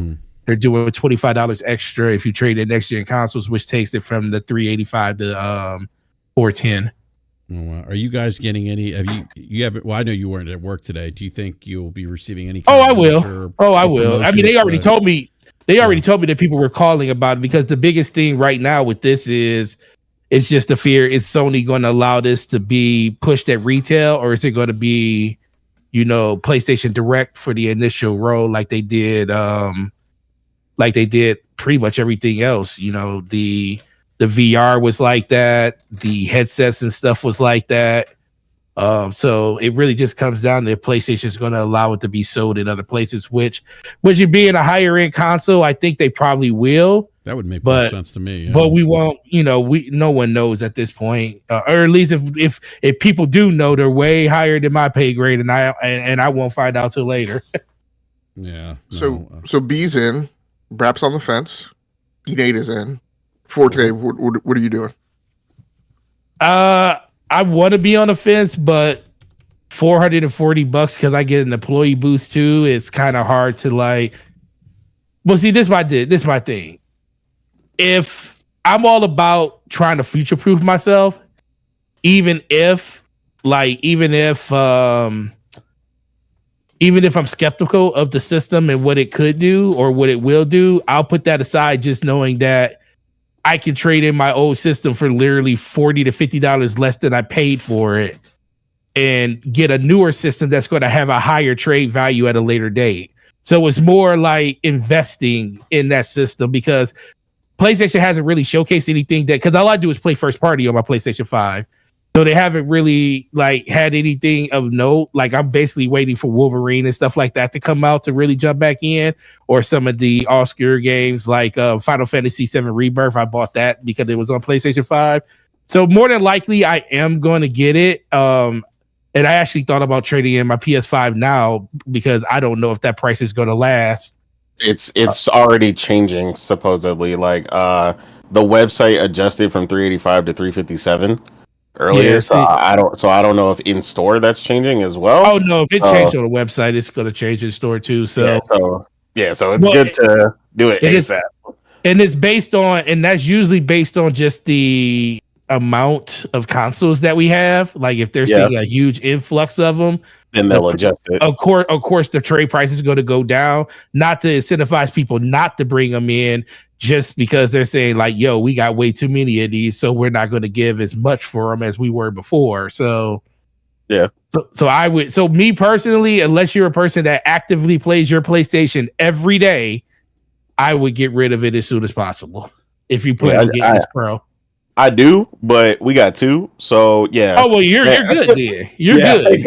I ain't got no problem playing her. You're good. In the meantime, you get rid of one and hold the line. But yeah, just to answer your question, Logic, I am 99% sure I'm gonna upgrade.